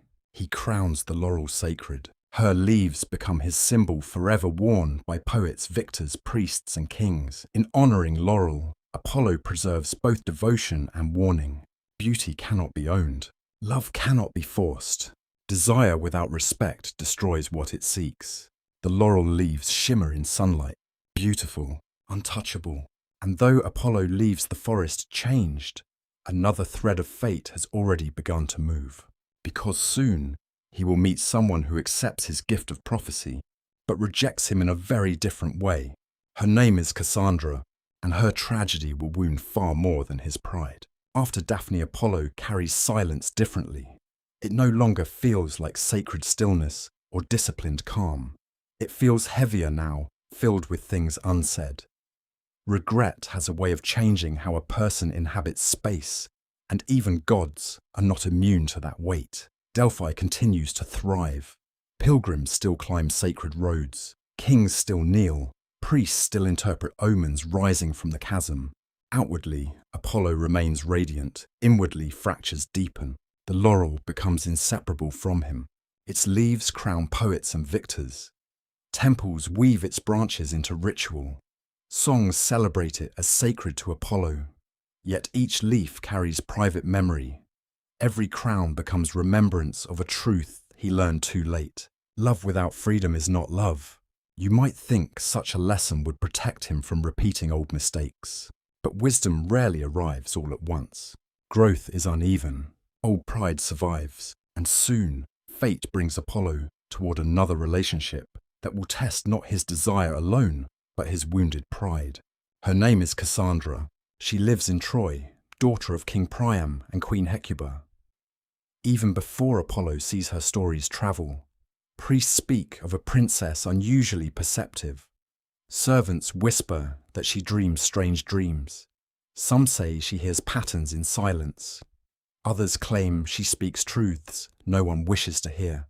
Apollo notices such rumors. Truth attracts truth. He becomes curious. When he finally sees Cassandra, the first thing that strikes him is not beauty, though many myths describe her as striking. What arrests him is attention. She listens differently than others. Most mortals come to Apollo seeking answers. Cassandra seems more interested in the shape of questions. That fascinates him immediately. You stand within a temple courtyard in Troy. Evening light warms stone walls to amber. Incense burns in bronze bowls. Olive oil lamps flicker as day yields to dusk. Cassandra kneels in prayer, but her posture is unlike typical worship. She is not pleading. She is listening. Apollo speaks softly. "What do you hear?" She opens her eyes but does not startle. Interesting. She sensed him before his voice. She answers after a pause. "Layers." Apollo tilts his head. "Layers." Cassandra rises slowly. "Most people hear words. I hear what moves beneath them." Apollo feels something rare. Recognition, not of sameness, of resonance. She continues. Fear beneath confidence, grief beneath anger, desire beneath devotion. Her gaze meets his. Truth rarely speaks first. Silence follows. Apollo understands immediately. She sees patterns. Not divine patterns, human ones, but patterns nonetheless. This matters because Apollo has spent much of his existence being admired, feared, or desired. Very few engage him intellectually. Cassandra does. That becomes irresistible. Their conversations deepen over time. He returns often to Troy under sacred pretexts, ritual prophecy, divine consultation. Yet increasingly he comes for her. They speak long into twilight. About fate, choice, truth, memory. She challenges him constantly. "Why are prophecies unclear?" she asks one evening. Apollo answers with practiced wisdom. Certainty can imprison freedom. Cassandra studies him. Or perhaps ambiguity protects gods from accountability.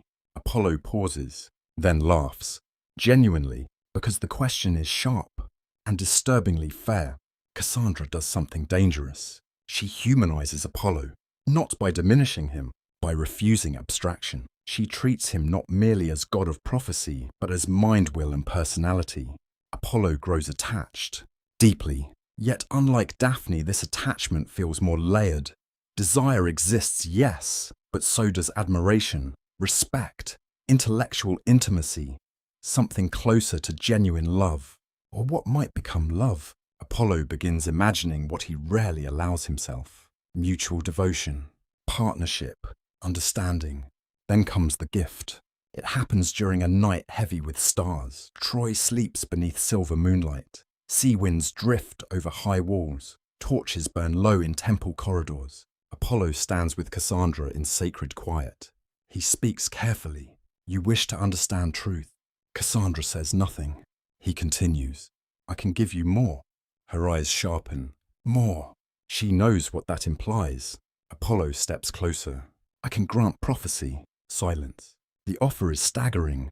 Prophecy is not simple knowledge. It is burden revelation, altered consciousness. To see what others cannot is both power and suffering. Cassandra asks the obvious question, why? Apollo answers honestly, because you understand more than most already. A pause, and because I want you near me. There it is, truth, at least partial truth. Cassandra hears both meanings. Gift, expectation. She understands the transaction beneath tenderness. Still she accepts. Some versions say she explicitly promised affection in return. Others suggest Apollo assumed consent where none was clearly given. Historians continue to debate the oldest tradition. That ambiguity matters, because misunderstanding lies at the center of tragedy. Apollo places divine blessing upon her. The transformation is immediate. Cassandra gasps. The world opens, not visually alone, conceptually. Time layers upon itself. Possibilities branch. Hidden motives glow. Future consequences unfold like fire across darkness. She sees ships, war, flames, death, blood on stone, kings falling, mothers screaming, walls collapsing. Too much. Far too much. She falls to her knees. Apollo steadies her. Breathe. Cassandra trembles. Tears fill her eyes. This is terrible. Apollo's expression softens. Truth often is. Days pass. Her gift strengthens, and so does Apollo's expectation. He believes closeness will naturally deepen into devotion, but prophecy changes Cassandra profoundly. She now sees more clearly than ever, including him. That is the irony. The gift intended to draw her closer sharpens her distance. She begins noticing things she once sensed only vaguely. Apollo's tenderness, Apollo's loneliness, Apollo's generosity, Apollo's pride, especially his pride. One evening, the inevitable happens. Apollo reaches for her. Not aggressively, not violently, gently. Invitation, hope. Cassandra steps back. The movement is small, yet devastating. Apollo stops. Why? One word, barely controlled. Cassandra's voice trembles but remains steady. Because I cannot give what you want. Apollo feels cold move through him. You accepted my gift. Cassandra meets his gaze. I accepted truth. The distinction cuts deep. Apollo's voice lowers. And me? Long silence. Then truth. No. Simple. Clean. Absolute. No anger. No cruelty. Only refusal. And something inside Apollo hardens. This is the old wound. Daphne again. Refusal again. But now layered with betrayal, at least as he perceives it. Wounded pride distorts perspective rapidly. Apollo no longer feels merely rejected. He feels used. His thoughts sharpen into accusation. She accepted divine power. She refused reciprocity. Reason begins yielding to pain. Cassandra sees the shift. Fear enters her expression. She understands something Apollo himself may not yet fully understand. Wounded pride is most dangerous when attached to power. Apollo speaks with terrifying calm. You will keep the gift. Cassandra does not move. Then comes the curse. Cold, precise, cruel in its brilliance. But no one will believe you. Silence. Cassandra stares. At first, the words seem abstract. Then, meaning lands. Horror. Apollo has weaponized truth itself. She will see clearly, speak accurately, warn sincerely, and remain powerless. This punishment reveals something chilling about Apollo. He does not destroy her body. He destroys her relationship with reality. Truth without credibility becomes torment. Ancient mythology rarely offers crueler fates. Cassandra's voice breaks. No. Apollo's expression reveals conflict. Part of him already regrets this. But pride refuses retreat. The curse is spoken. It stands. Irreversible. Cassandra collapses sobbing. Apollo turns away. He cannot bear the sound. As he leaves, visions already consume her. She sees Troy burning. Wooden horse. Slaughter. Ruin. Everything coming. She will warn them. No one will listen. Outside the temple, night air feels freezing. Apollo stops beneath stars. His breathing is steady. Too steady. He tells himself justice was served. But deep inside, another truth rises. He has done it again. Wounded love became punishment. Desire denied became cruelty. The pattern is undeniable now. Apollo brings truth to others, yet struggles to face truth within himself. Far away, destiny already prepares another loss.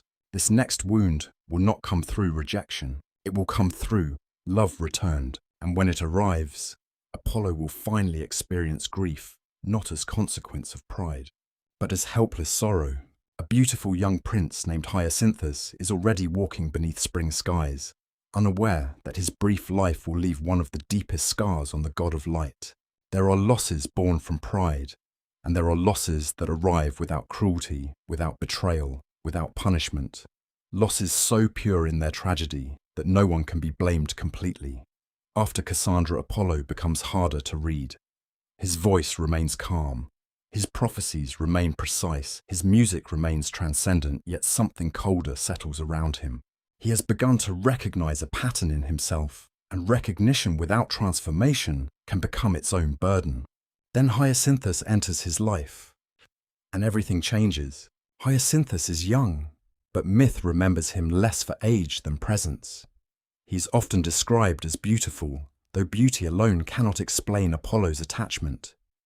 What truly draws Apollo is something rarer: ease. With Hyacinthus, Apollo does not feel worshipped, tested or resisted. He feels welcomed.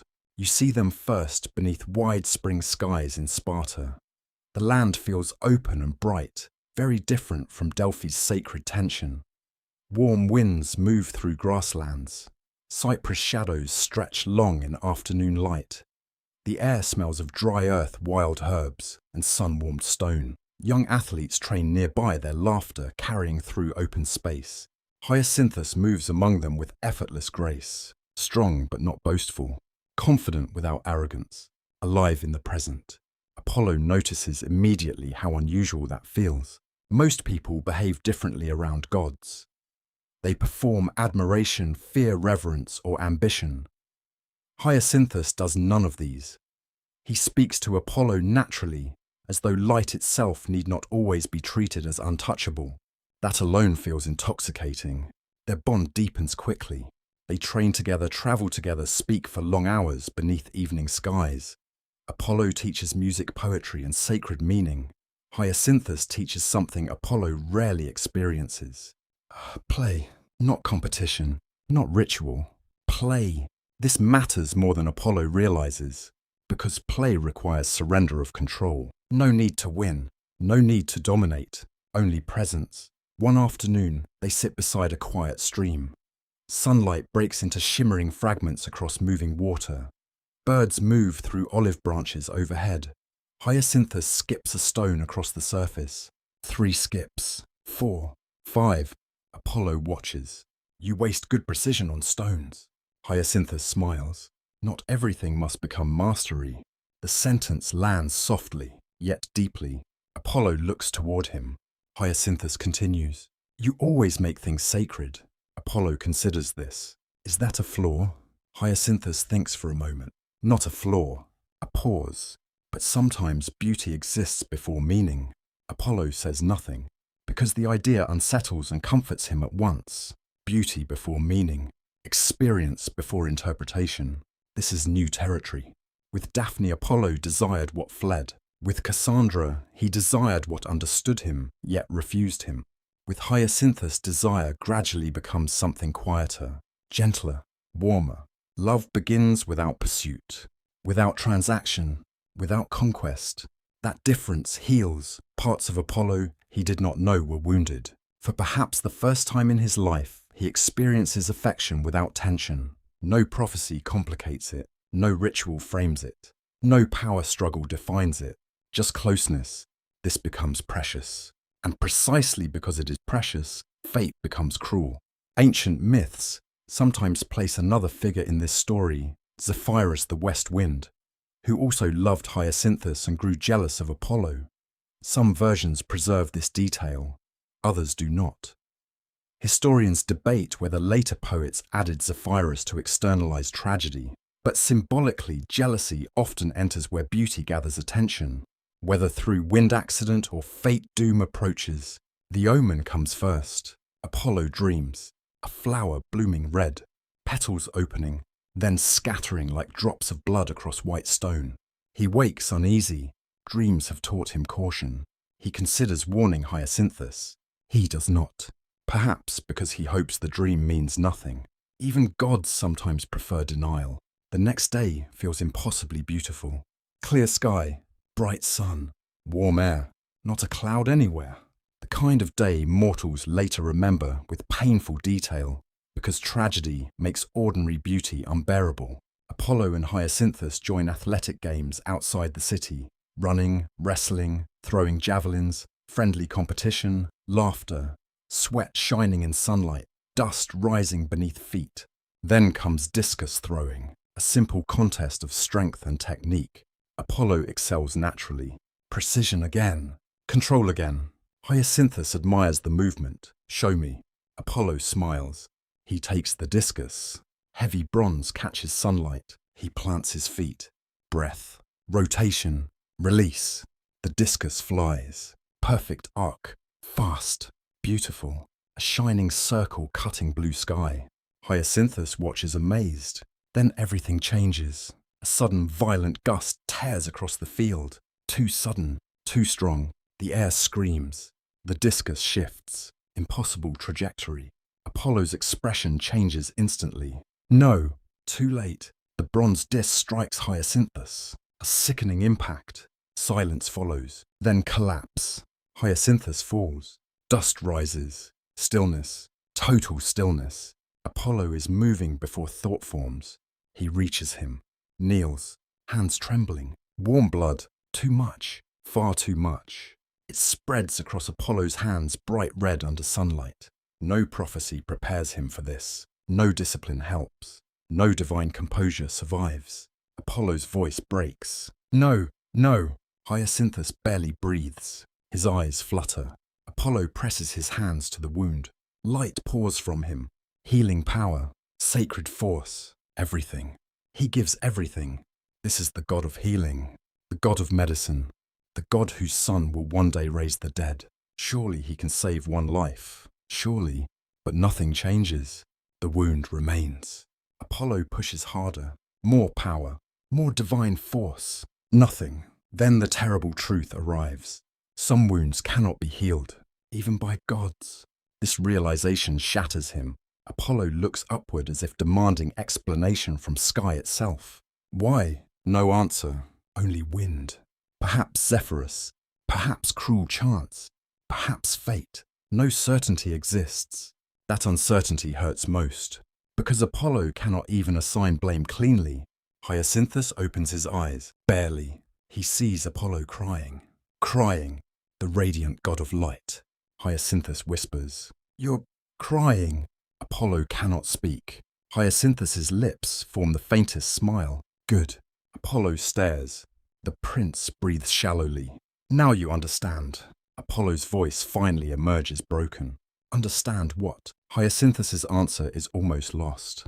Love cannot control loss. Silence. The words pierce deeper than any weapon, because they are true. This is the lesson that Apollo could never learn through pride. Love offers no guarantees, no possession, no protection from mortality. To love is to become vulnerable to loss. Apollo bends close. Stay. A childlike plea. Raw. Helpless. Hyacinthus's hand weakly touches Apollo's wrist. Warm. Fading. Then still. Gone. The world stops. Sound disappears. Even sunlight feels cruel. Apollo remains frozen over the body. Minutes. Hours. Time loses meaning. Ancient poets describe his grief as immense, and for once myth offers no exaggeration. Apollo has lost before, but those losses were tangled with pride, obsession, rejection, or punishment. This is different. Pure grief, pure love, pure helplessness. At last, Apollo speaks not to anyone present, but to fate itself. I will not let memory die. Blood seeps into earth. Then something impossible happens. From the blood, a flower begins to grow. Tender at first, then opening. Petals rich with colour. A hyacinth. Beautiful, fragile, alive. Ancient storytellers saw deep symbolism here. Grief transformed into remembrance. Death into seasonal rebirth. Love into living memory. Apollo touches the flower gently. Tears fall onto petals. He understands something now that no prophecy ever taught. Healing does not always mean saving. Sometimes healing means honoring loss without erasing love. This changes him permanently. When Apollo rises, he is no longer merely god of light, prophecy, and music. He has become something softer. Sadness has entered his radiance, and sadness brings compassion. Yet fate is not finished testing him. Another love waits, another wound waits, and soon Apollo will again face betrayal, rage, and regret, this time through a woman named Coronis, whose story will force him to choose between wrath and mercy. After Hyacinthus, Apollo's music changes. Those who hear him in later seasons cannot always explain the difference. The notes remain flawless, the rhythm remains measured, the beauty remains almost unbearable. Yet beneath the golden surface, something softer moves now, like shadow beneath clear water. Grief has entered the lyre, and grief deepens everything it touches. You feel it most at Delphi during evening ceremonies. Sacred fires glow between columns. Laurel smoke rises slowly into cooling air. Pilgrims kneel in silence. When Apollo plays, some weep without knowing why. His music no longer seeks only harmony. It remembers loss. That is growth. Pain has not made him weaker. It has made him more human. And yet grief does not erase danger. A wounded heart can become compassionate. It can also become afraid. Apollo has loved and lost. He has pursued and harmed. He has been rejected, obeyed, praised and feared. Now another desire begins to form, quieter at first, but tangled with the fear every grieving soul understands, the fear of being wounded again. This is when Coronis enters his story. She is often described as a mortal princess, beautiful and intelligent, connected in myth to Thessaly's wide fields and horse-rich lands. You first see her beneath afternoon light near a river, where reeds bend in warm wind and horses graze beyond olive trees.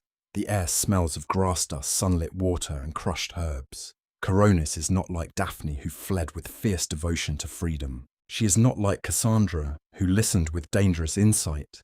She is not like Hyacinthus, who brought ease. Coronis brings uncertainty. She smiles when Apollo approaches, not fearfully, not reverently, with curiosity. Apollo finds this comforting at first. He is tired of resistance, tired of complicated omens, tired of love that becomes pursuit, curse, or grave. Coronis seems present, warm and open. Around her, he feels the possibility of ordinary tenderness. That possibility is powerful. Gods rarely receive ordinary things.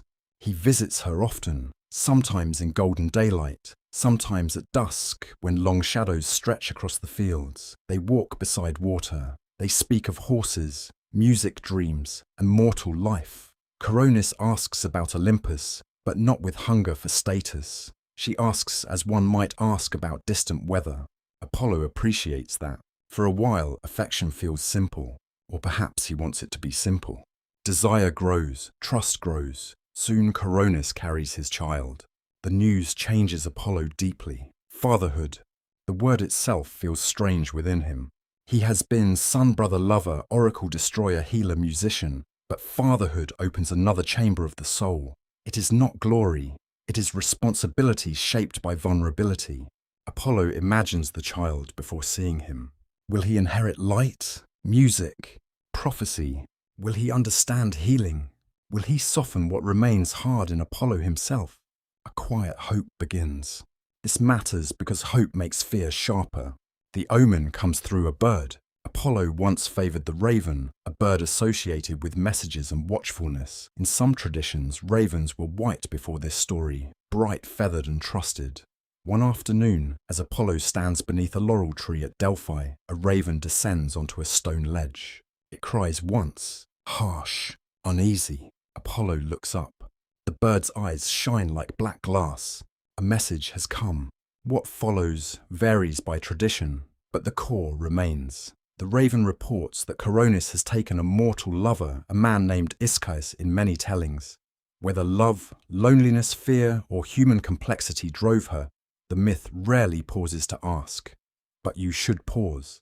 Because mortals loved by gods often lived under impossible pressure. To be chosen by a god was not always blessing. It could isolate, terrify, transform a life into possession. Did Coronis betray Apollo?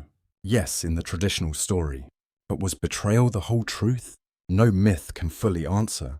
Apollo hears only the wound, not the context, not the loneliness, not the fear, only the fact. Coronis has chosen another. The old pattern returns instantly. Rejection becomes injury. Injury becomes anger. Anger demands punishment. Apollo's face goes still. Too still. The raven waits, perhaps expecting reward. Instead, Apollo's fury turns first upon the messenger. In some versions, he curses the raven, scorching its feathers black forever. Symbolically, this is devastating. Apollo punishes the bearer of truth because the truth hurts. Even the god of prophecy cannot always bear revelation. The bird cries and lifts into the air, dark wings beating against the sun. Then Apollo turns toward Coronis. The journey feels terrible, not outwardly dramatic. Terrible because of its silence. He does not storm across the world. He moves with controlled rage, and controlled rage is often more frightening than chaos. Fields pass, rivers glint, wind bends grass. Every beautiful thing feels indifferent to his pain.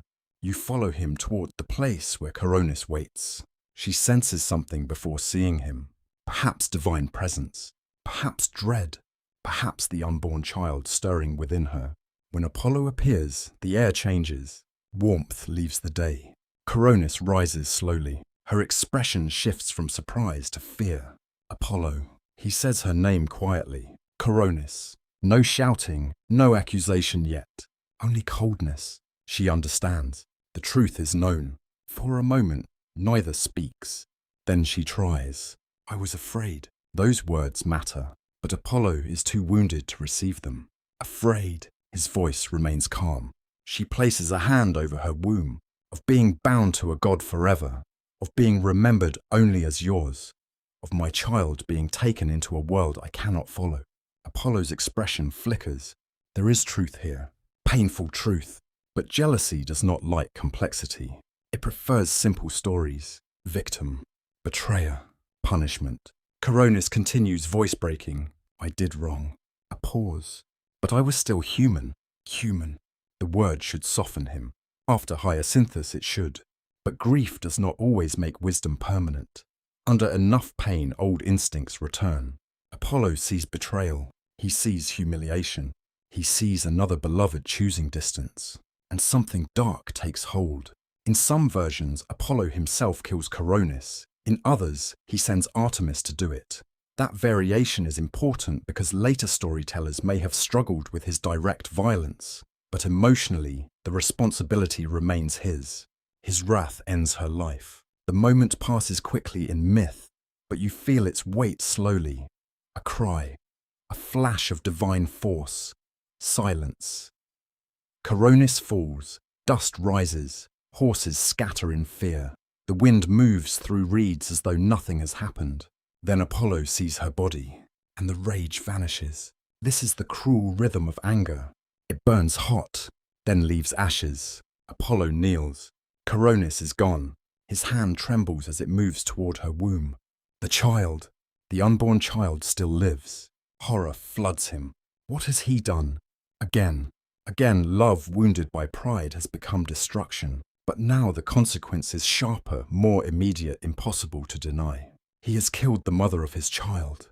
Apollo's breath breaks. No music can soften this. No prophecy can excuse it. No title can cleanse it. Yet within catastrophe, one choice remains. He cannot save Coronis, but he can save the child. The funeral pyre is prepared. Flames rise beneath darkening sky. The smell of smoke resin and burning cloth fills the air. Heat presses against Apollo's face. The scene is almost unbearable. Then he moves. He reaches into the flames. Not hesitating, fire curls around his arms. He pulls the unborn child from death. A son, living, fragile, rescued from ashes. This child will become Asclepius, the future healer, the one whose art will challenge death itself. Apollo holds him close, overwhelmed by grief and awe together. The infant breathes, small, weak, real, a life saved from a life destroyed. Here consequence becomes legacy. Apollo's worst anger gives rise to his greatest healing lineage. That contradiction will haunt him. He cannot undo Coronis, but he can choose what the child inherits. Not wrath, not vengeance. Healing, responsibility, mercy if he can teach what he himself still struggles to master. Night falls, the pyre burns low. Ash drifts upward into a sky crowded with stars. Apollo stands alone holding his son, feeling the immense weight of fatherhood born from tragedy. A mysterious sign appears above him. A single star brightens, then fades behind smoke. Was it Coronis? Was it fate? Was it merely firelight and grief? No one can know, but Apollo chooses to see it as witness. He whispers to the child, "You will heal what I could not." The infant stirs. Apollo closes his eyes, and for the first time, fatherhood does not feel like pride. It feels like penance. Far away, a wise centaur named Chiron waits in the mountains, healer, teacher, and guardian of wounded wisdom. Soon Apollo will entrust his son to him, and through that sacrifice, the god of light will begin learning that love sometimes means letting another being grow beyond your hands. The child is small enough to rest entirely within Apollo's arms, yet the weight feels immense. Not because of size, because of meaning. Beneath a sky dim with smoke and stars, Apollo holds his son and understands something he has resisted for much of his existence. Power cannot undo consequence. Not even divine light can reverse every choice. Some wounds remain. Some losses become permanent architecture inside the soul. The infant breathes softly. Each breath feels miraculous. Asclepius. His name will one day travel farther than Apollo can yet imagine, spoken by physicians, priests, and the dying. But tonight, he is only a child rescued from fire. Warm, fragile, alive. Apollo looks down at him and feels emotions colliding inside his chest. Love, grief, protectiveness, guilt, hope. This combination changes him more deeply than battle ever did. Because fatherhood confronts Apollo with an uncomfortable truth. He cannot shape a child the way he shapes music. A child is not an instrument, not prophecy, not territory, not reflection. A child becomes himself. That realization demands surrender. Apollo has never surrendered easily. Morning comes slowly. Smoke from the funeral pyre has faded into pale mist, drifting over distant hills. Birds begin singing. Cold dew clings to grass. The air smells clean again, almost cruelly, so as nature resumes its indifferent rhythms. Apollo already knows what he must do. He cannot raise Asclepius alone, not because he lacks power, because he lacks what the child most needs: balance, patience, human understanding. Apollo has learned much through loss, but he still carries dangerous extremes. He wants his son to inherit healing without inheriting arrogance. That desire leads him toward one of the wisest beings in Greek myth, Chiron. Unlike other centaurs often portrayed as wild and impulsive, Chiron stands apart. He is healer, teacher, philosopher, and mentor to heroes. He understands herbs, medicine, anatomy, music, ethics, and suffering. Most importantly, Chiron understands pain, not as abstract knowledge, but lived experience. That matters, because the greatest healers rarely come from untouched lives. They come from wounds understood deeply. Apollo travels into mountain country carrying Asclepius. The path climbs through cedar forests and rocky slopes washed in silver morning light. Cold wind moves through pine branches. Snow remains on distant peaks. Waterfalls echo through ravines. The world feels quieter here, farther from temples and kings, closer to truth. As Apollo approaches Chiron's cave, something unexpected rises inside him. Reluctance. Not because he doubts Chiron, because letting go hurts. This surprises him. He has lost lovers, rivals, innocent certainty. Yet this pain feels different. Voluntary separation, love choosing distance for another's good. This may be the most mature form of love Apollo has encountered. He reaches the cave. Chiron is waiting. Of course he is. Wise figures in myth often seem to know before words arrive. The centaur's presence feels grounded, calm, ancient. Strong equine body, human torso weathered by years, eyes sharp yet gentle. Around him hang drying herbs, carved tools, medicinal roots, and instruments for healing. The cave smells of cedar smoke, honey pine resin, and crushed plants. Chiron studies Apollo. Then the child. Then Apollo again. You waited too long. Apollo blinks. Too long. Chiron nods. To understand what pain was teaching, silence. Apollo almost objects. Instead, he exhales. Because resistance feels pointless. Chiron sees too clearly. Apollo carefully offers the infant. I need your guidance. Chiron takes Asclepius with practiced gentleness. The child settles almost immediately. Apollo feels something tighten in his chest. Chiron notices. Hard. Apollo answers quietly. Yes. Chiron gives the faintest smile. Good. Apollo frowns. Again that word. Good. He has heard it before from Artemis. Chiron explains. If separation hurts, attachment is real. Simple. Profound. Apollo absorbs the truth. Love without attachment becomes performance. Real love risks pain. This is the lesson repeated across his life, but now it lands differently. Chiron agrees to raise and teach Asclepius, not merely medicine, wisdom, limits, ethics, mercy. Apollo stays for a time, visiting often. You watch father and son in early seasons together. Apollo brings herbs from sacred valleys, music from Delphi, stories of stars and prophecy. Chiron teaches practical knowledge. How fever changes breath, how infection changes scent, how certain roots reduce pain, how touch can comfort before cure. These details fascinate Asclepius as he grows. Unlike Apollo, whose genius often expresses through abstraction and pattern, Asclepius becomes intensely attentive to bodies and suffering. He notices tiny details others ignore: skin temperature, pulse rhythm, eye clarity, breathing cadence. This pleases Apollo deeply. He sees brilliance, but something else too: compassion, genuine compassion. Asclepius does not seem drawn to healing because it proves mastery. He heals because suffering disturbs him. That difference matters enormously. Apollo begins noticing something unsettling. In certain ways, his son may become better than him. Not stronger, better, kinder, more merciful, less ruled by pride. This realization triggers conflicting emotions. Pride certainly, but also humility. Perhaps legacy does not mean producing copies of oneself. Perhaps true legacy means allowing something wiser to emerge.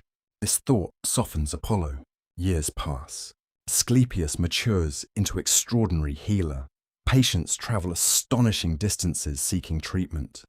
Wounds close under his care. Fevers break. Bones mend. Despair lifts. Stories spread across Greece of a healer touched by divine insight yet grounded in mortal compassion. Apollo watches with growing awe. Then comes the omen. A serpent. One afternoon, as Asclepius works with medicinal herbs outside Chiron's cave, a snake slithers nearby. Instinctively, he startles and strikes it dead with his staff. Moments later, another serpent arrives. This second serpent carries herbs in its mouth. It places them upon the dead serpent. The serpent revives. Alive again. Then both disappear into grass. Asclepius stands frozen. Apollo, watching nearby, feels cold move through him. A sign. Powerful. Sacred. Serpents again. How strange. Python brought conquest. Now serpent symbolism returns through healing. Ancient Greeks associated serpents with renewal because they shed skin seeming reborn. This omen signals transformation. Asclepius has crossed a threshold. He now understands something extraordinary. Not merely healing, resurrection, restoring life beyond accepted limits. Apollo feels pride, then fear, because some knowledge changes cosmic balance. Soon, stories emerge that Asclepius can revive the dead. At first whispers, then testimonies, then undeniable belief. Families bring lifeless bodies with desperate hope, and sometimes they rise, breathing again, alive. The implications are enormous. Mortality itself begins to tremble. Apollo stands between awe and dread. He always desired healing, but where does healing end? Where does sacred order break? This question becomes unbearable because he knows someone will object. Not mortals, not priests. Zeus! Zeus governs cosmic balance. Birth and death are not random inconveniences to him. They structure existence itself. If death becomes optional, the order of God's mortals and fate destabilizes. Apollo sees the danger before others.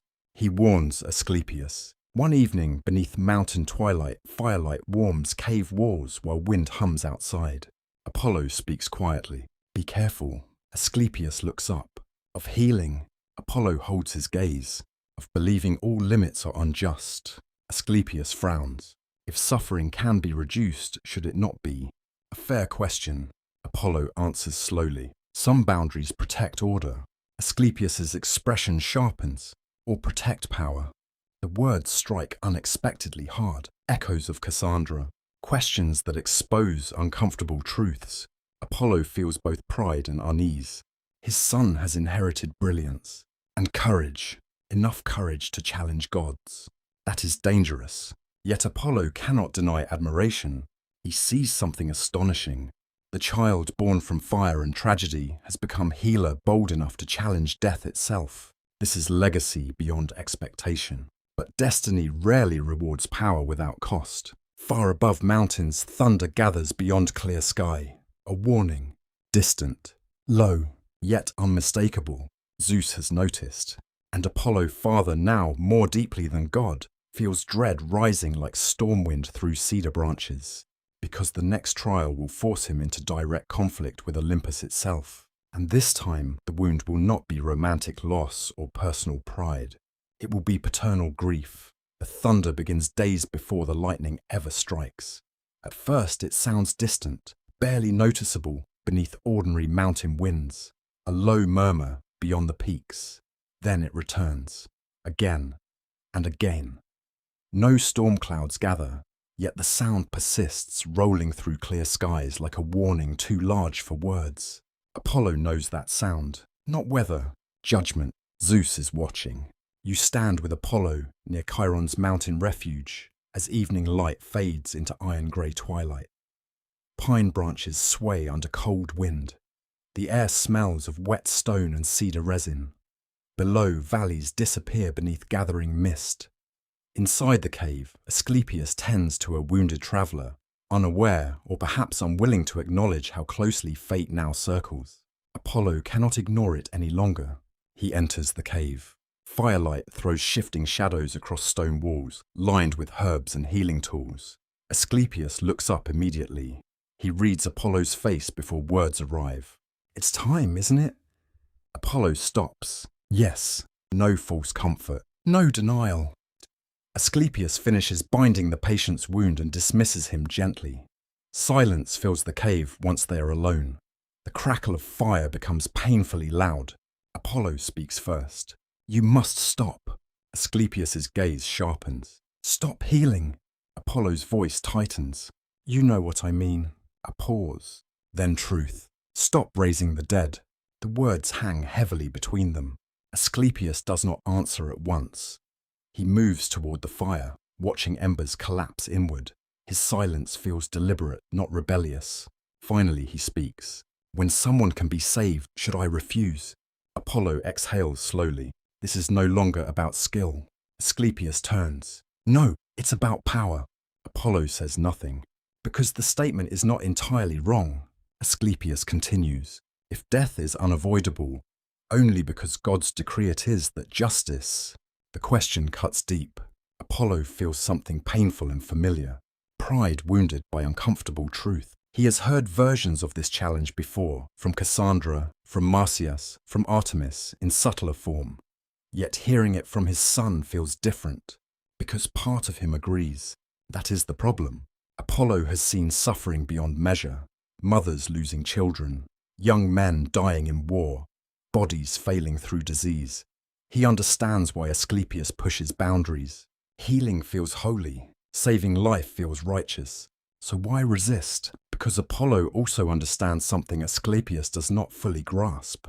Order is fragile. He steps closer. Listen to me. Asclepius holds his gaze. Apollo's voice lowers. Life gains meaning because it ends. Asclepius's brow tightens. That comforts the powerful. Apollo flinches. The words strike harder than accusation, because they contain both idealism and naivety. Apollo replies carefully. No, it burdens the powerful. Asclepius shakes his head. Then change the burden. There it is. The generational divide. Apollo learned consequence through grief and failure. Asclepius sees possibility through compassion and skill. Father and son stand on opposite sides of a profound question. Should limits be accepted because they exist, or challenged because suffering exists? Neither answer feels simple. That complexity makes the coming tragedy unbearable. Outside, thunder grows louder. Chiron enters silently. His expression tells Apollo everything. Too late. Zeus has decided. The centaur speaks only once. He comes. The mountain falls silent. Even wind stops. Then light erupts. White, violent, absolute. Lightning tears from the sky with impossible force, splitting darkness into burning clarity. The sound arrives a heartbeat later. Thunder so immense stone itself trembles. Fire explodes across the mountainside. Air becomes heat ozone and blinding brilliance. Apollo shouts, Asclepius. But divine judgment moves faster than sound. Lightning strikes. Direct. Merciless. The cave shakes. Stone cracks. Flame bursts outward. Then silence. Horrible silence. Smoke curls through shattered air. Apollo moves instantly, throwing himself through heat and debris. Fire licks broken timber. Sparks drift like dying stars. His vision blurs through smoke. Then he sees him, Asclepius, collapsed, still, no breath, no movement, gone. The truth arrives faster than grief. Zeus has killed his son. Apollo falls to his knees. Everything inside him shatters, not metaphorically, viscerally. The sound that escapes him is raw, almost unrecognizable. No godly composure remains, no sacred distance. Only a father whose child is dead. Again, loss again, but this time different. Not accident, not fate, execution. Apollo's hands tremble as he touches Asclepius's face. Warmth fading, too fast. His healing power pours outward instinctively. Nothing, no response. Nothing. He already knows. Lightning from Zeus does not leave ambiguity. Chiron lowers his head. Even the wise centaur cannot speak. Grief turns quickly into fury. This is the dangerous transformation. Apollo rises slowly. Tears remain on his face, but his eyes have changed. Cold fire, murderous clarity. He looks skyward. You call this order? Thunder answers. Apollo's voice rises. You call this justice? Lightning flickers beyond clouds. Still no answer. The silence enrages him more. Because Zeus does not explain, he declares. That arrogance ignites something volcanic inside Apollo. For perhaps the first time since youth Apollo stops caring about consequence. He wants pain returned. He cannot strike Zeus directly.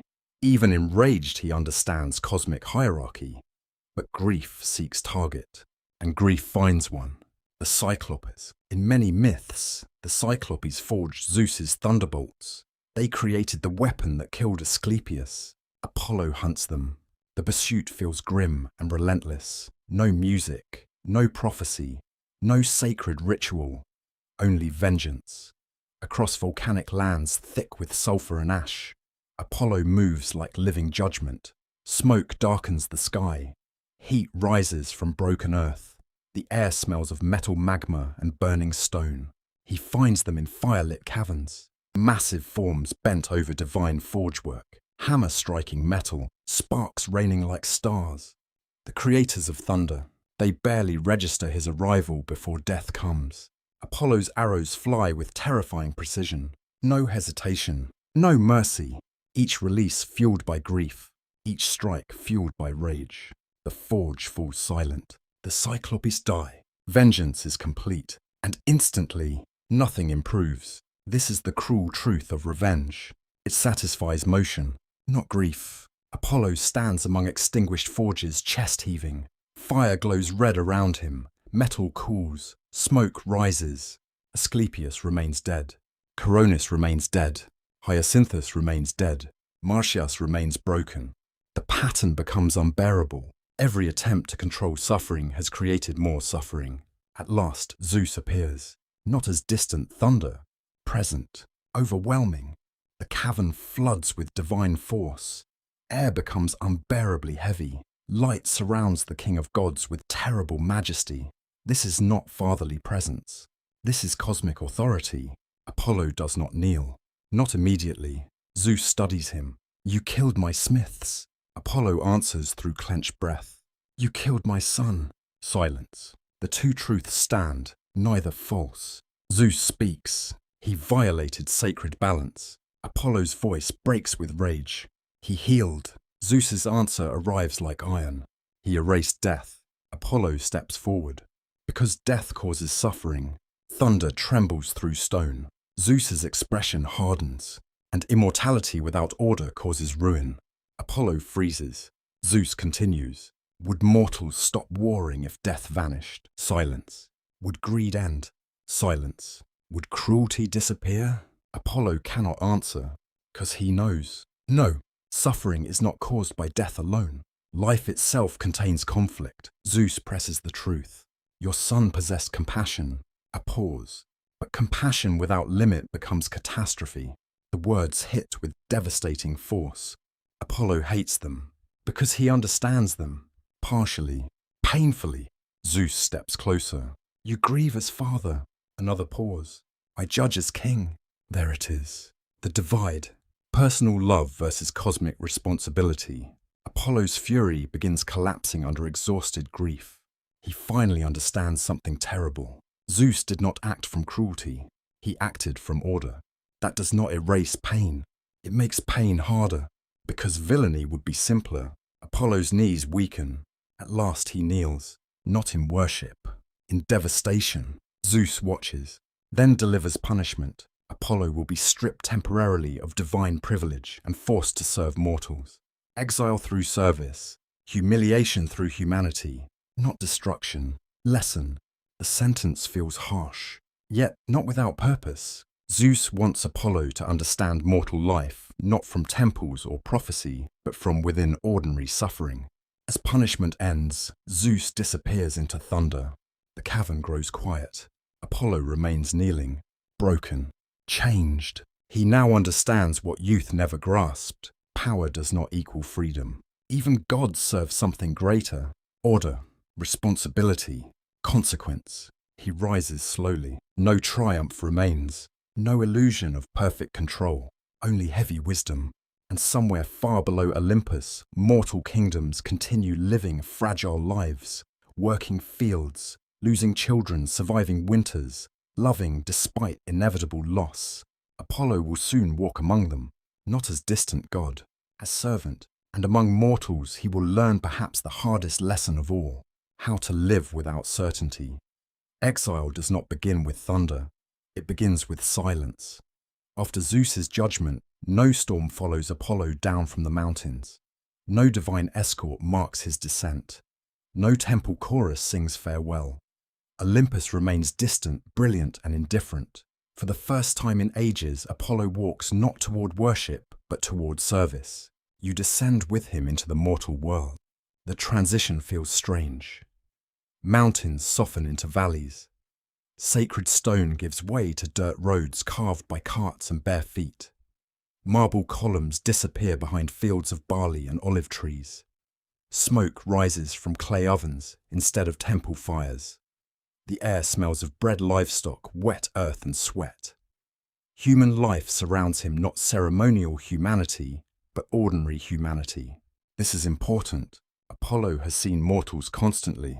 He has not lived as they live. That difference changes everything. Ancient myths preserve several versions of this exile. One of the most enduring sends Apollo into service under King Admetus of Pherae. To modern ears, the punishment may sound almost mild. Service herding cattle. But for Apollo, the humiliation runs deeper than labor itself. He must exist without centrality, without worship, without immediate obedience, without being the axis of every room. That is the real trial. When Apollo arrives at Admetus's household, he appears disguised in mortal form, radiant still, but muted. Dust clings to sandals. Sun warms his skin like any traveller's. His clothes are plain. No golden aura announces him. Only something in posture remains difficult to hide. Admetus studies him. A practical king. Not foolish, not overly reverent. You seek work. Apollo answers simply. Yes. What kind? A pause. Apollo almost says prophecy. Music. Healing. Then reality settles. Whatever is needed. Admetus nods. Then start with the herds. Just like that. No ceremony. No recognition. No reverence. Apollo is assigned cattle. The irony would almost feel amusing under different circumstances. Lord of Delphi, archer of Olympus, slayer of Python, now guiding livestock through open pasture. Yet humiliation contains hidden medicine. The first days feel unbearable. Cattle do not care about divine dignity. They move slowly, wander unpredictably, ignore intention. Dust rises under hooves. Flies buzz relentlessly. Summer heat presses heavily against skin. The smell of hay manure grass and animal musk saturates everything. Apollo hates it, at first, because nothing here responds to authority alone. A cow does not obey because one radiates brilliance. It obeys patience, consistency, presence. Apollo quickly discovers that force creates resistance. Push too hard and the herd scatters. Demand too sharply and animals panic. Rhythm works better than command. Slow movement, steady voice, predictable energy. He begins adapting. This matters because cattle become unexpected teachers. They respond not to pride but calm, not to dominance but balance. Apollo learns something humbling. Control through force is exhausting. Guidance through attunement is sustainable.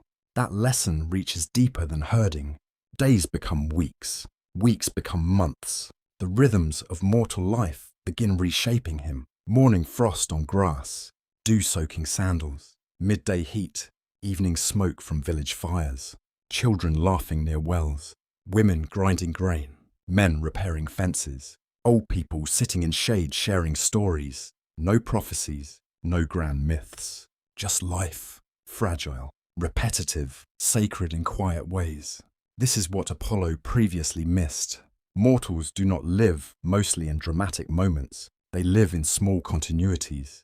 Meals, conversations, work, fatigue, care, loss, recovery, routine. Apollo begins observing suffering differently here. At Delphi, suffering arrived, distilled into questions. Here, he witnesses its texture. A farmer with arthritic hands still works because children need food. A mother hides grief while cooking after losing a child. An old shepherd laughs despite chronic pain because laughter costs less than despair. These details affect him profoundly. He starts helping quietly, at first through instinct. A fever reduced with herbs, a wound cleaned properly, a fractured bone stabilized. No temple, no offering, no ceremony, just assistance. Word spreads slowly. The quiet herdsman heals well. People begin visiting, not with reverence, with trust. That difference matters enormously. Trust feels warmer than worship. Worship creates distance. Trust invites intimacy. Apollo listens more now. Really listens. Not for destiny, for need. One evening, after tending an injured child, he sits outside under fading sunlight. King Admetus joins him carrying watered wine. Crickets hum in dry grass. The smell of roasted grain drifts from nearby homes. Admetus speaks first. You're unusual. Apollo almost smiles. I've heard that before. Admetus studies him. You carry sorrow like someone used to power. The words freeze Apollo briefly. Mortals can be perceptive. Admetus continues. People with no power suffer differently. Apollo turns toward him. How? Admetus drinks thinking. They grieve faster. Apollo frowns. Faster, Admetus nods. Because they must keep living. Silence. The statement lands deeply. At Olympus, grief often became grand and prolonged, mythic, symbolic, dramatic. Mortals rarely have such luxury. Hunger labor children's seasons life demands continuation. Admetus elaborates. When your child is sick, animals still need feeding. Fields still need tending. Apollo says quietly, that sounds cruel. Admetus shrugs. It's survival. A pause. Sometimes survival saves you from drowning in grief. Apollo stares toward the horizon. He thinks of Hyacinthus, Coronis, Asclepius, Losses he carried like sacred monuments. Mortals carry grief too, but differently, not smaller, integrated, woven into daily survival. This realization softens him further. One winter morning, snow dusts the pasture lightly, cold air stings lungs, frost sparkles across fencing. Apollo watches villagers gathering wood together. No one commands them, no prophecy guides them. Cooperation emerges from necessity. He notices something surprising. Mortals create harmony too, without divine intervention. Imperfect harmony, messy harmony, but real. This challenges one of Apollo's oldest assumptions that order primarily descends from higher wisdom. Here he sees order emerging horizontally through community and adaptation. Beauty before meaning. Hyacinthus's words return. Music should breathe. Marsyas's truth returns. Do not mistake desire for love. Artemis's warning returns. Power without mercy becomes cold. Leto's wisdom returns. Every relationship now converges into deeper understanding. Apollo begins seeing his entire life differently. He once believed perfection created harmony. Now he sees harmony often emerges through tolerated imperfection. That insight changes his music too. At night, he plays quietly under open sky. Villagers gather nearby. No one announces ritual. No one kneels. They simply listen. His melodies shift, less rigid, more spacious, more human. Silence between notes becomes meaningful. Even mistakes sometimes remain uncorrected. Apollo lets them breathe. This is new. One night a dream returns. Not Python, not Daphne, not blood. Asclepius. His son stands in moonlight, alive, calm, no accusation, only presence. Apollo steps toward him. Asclepius. The young healer smiles softly. You understand more now. Apollo's voice breaks. I failed you. Asclepius shakes his head. You feared losing order. A pause. I feared losing compassion. Apollo looks downward. The dream self of his son continues. Both fears mattered. This devastates him, because truth rarely favors only one side. Zeus was not wholly wrong. Asclepius was not wholly wrong. Apollo himself was not wholly wrong. Yet none were fully right. Such complexity once frustrated him. Now he accepts it. Morning comes, the dream fades. But peace remains. Apollo finally understands something that once would have felt unbearable. Certainty is not always wisdom. Sometimes wisdom is the ability to live responsibly inside uncertainty. That may be the greatest transformation of his life. Soon his exile will end. Olympus will call him back. But he will not return as the same god who descended in pride and grief. He will return carrying something rarer, humility. And with humility, Apollo's influence over heroes, kings, and civilizations will deepen beyond anything prophecy alone could achieve. When Apollo returns from mortal service, Olympus does not feel smaller, yet it no longer feels absolute. That is the quiet miracle of exile. The golden halls are still bright, the air still hums with divine authority. Zeus still rules, Hera still watches, the gods still move with the old confidence of immortality. But Apollo has changed. He has seen life from beneath, not above. He has carried dust on his feet, healed without ceremony, listened to grief around cooking fires, and learned that mortal courage often appears in ordinary endurance. You stand beside him as he enters Delphi again. The mountain winds feel familiar. Laurel smoke rises between temple columns. Pilgrims kneel as before. Priests whisper his titles: Lord of Prophecy, Far-shooter, Healer, Musician. But this time, praise does not enter him in the same way. He hears it, accepts it, and lets it pass through. Worship no longer needs to feed his identity. That is growth. Yet the world still needs Apollo. Perhaps more than ever. Heroes begin seeking him, not because heroes are simple.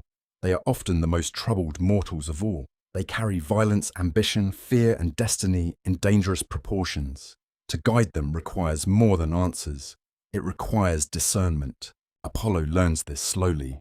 A young warrior comes first. Dust covers his cloak. Blood has dried along one sleeve. He kneels before the oracle and asks whether he should avenge his brother. Before exile, Apollo might have seen only justice, pattern, consequence. Now he sees the trembling behind the warrior's anger. He sees grief disguised as honor. The prophecy comes gently. If you carry the dead into battle, the dead will command your hand. The warrior leaves shaken but thoughtful. This is Apollo's new influence. Not command, illumination. He does not remove choice.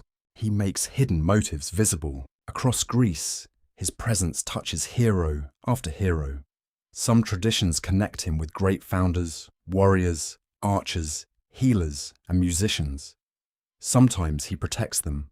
Sometimes he warns them. Sometimes, when pride grows monstrous, he destroys them. Apollo is never merely kind. He remains exacting. But exile has taught him to look deeper before judgment. You watch him guide young men at the edge of danger. He teaches archers that distance requires responsibility. He teaches musicians that technique without feeling becomes empty. He teaches healers that compassion must respect limits. He teaches kings that prophecy cannot replace wisdom. And still mystery remains. Because Apollo's guidance is not always easy to interpret. At Delphi, a ruler asks whether he should cross a river into enemy land. The oracle replies that crossing will destroy a great kingdom. The ruler hears promise. He marches. His own kingdom falls. Ancient traditions preserve many such stories, and whether every detail is historical matters less than the deeper meaning. Apollo's truth often reveals the listener as much as the future. Prophecy becomes a mirror. Those who approach with greed hear permission. Those who approach with humility hear warning. This is one of Apollo's lasting lessons. Truth does not affect every soul equally. The same words can save one person and ruin another. That realization makes him cautious but not silent. He understands now that withholding all truth is also harm. Light must shine, but not always harshly. Artemis taught him that. Mortals confirmed it. Grief carved it into him. His relationship with heroes reveals another side of his legacy competition with other gods. Athena guides through strategy. Hermes through cunning. Hera through dynastic power. Poseidon through fury and favor. Apollo guides through pattern purification and consequence. He does not simply ask, "Can you win?" He asks, "What will victory do to you?" That question separates him. One evening, after a long day of oracles, Apollo walks alone among laurel trees below the temple. The air smells of leaves, dust, and cooling stone. Far away, a shepherd's flute plays a simple melody. Years ago, such music might have irritated him. Now he stops and listens. The tune is imperfect, a little breathy, a little uneven, beautiful. Marsyas returns in memory, not as rival now, as teacher. Apollo closes his eyes. The melody drifts over the hillside, wild and human. He does not correct it. He lets it exist. Then a sign appears. A raven lands on a branch above him. Black wings folding in twilight. Once the raven brought unbearable news of Coronis. Once Apollo punished truth because truth hurt. Now the bird watches silently. Apollo looks up. "I know," he says softly. The raven gives one rough cry and flies away.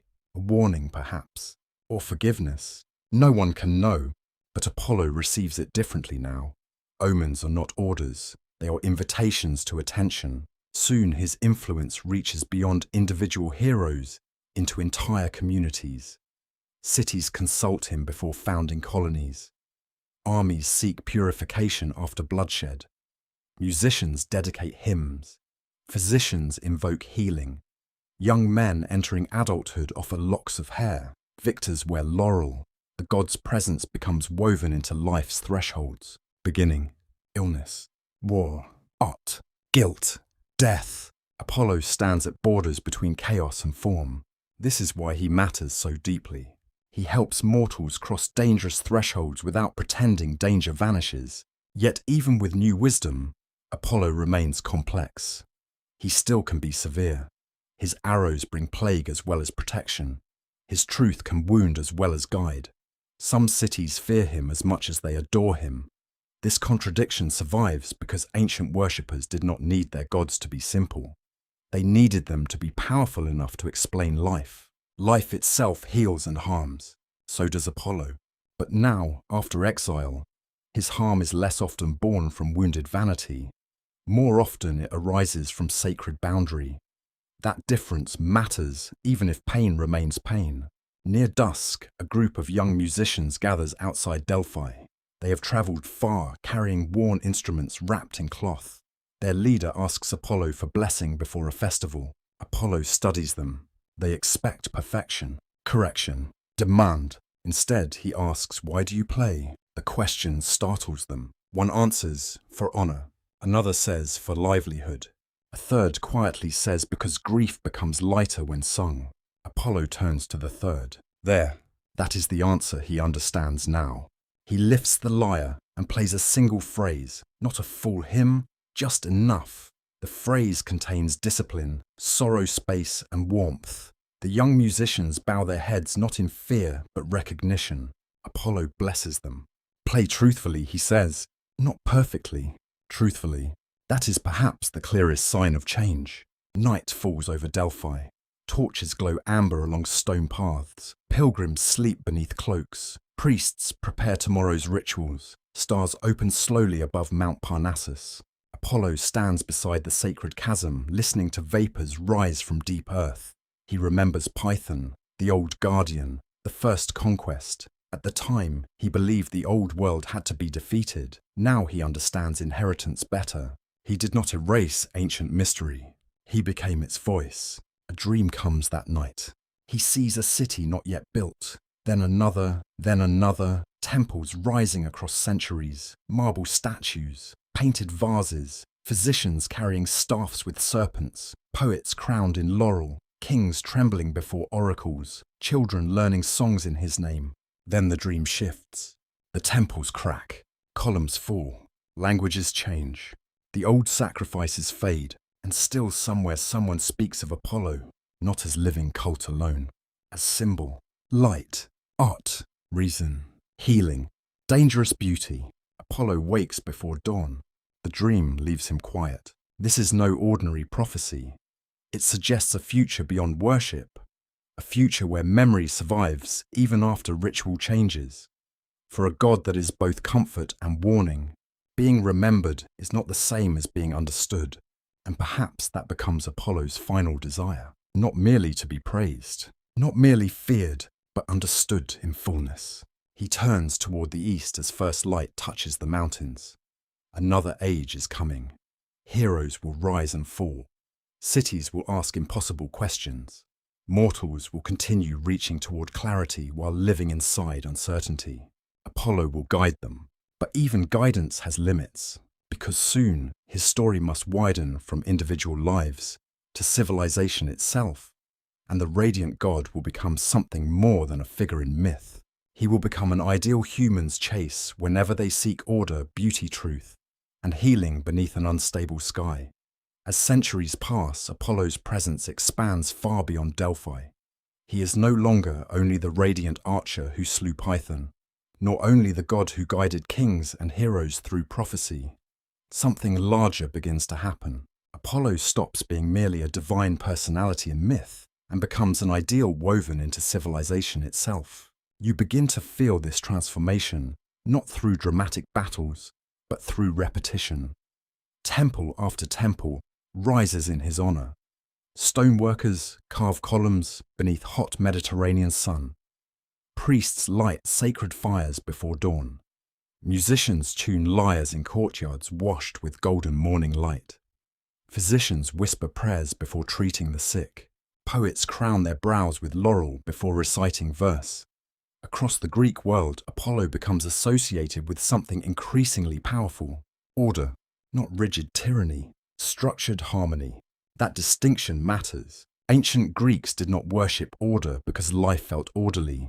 They worshipped it because life felt unstable. Plague could arrive without warning. Harvests could fail. Children could die.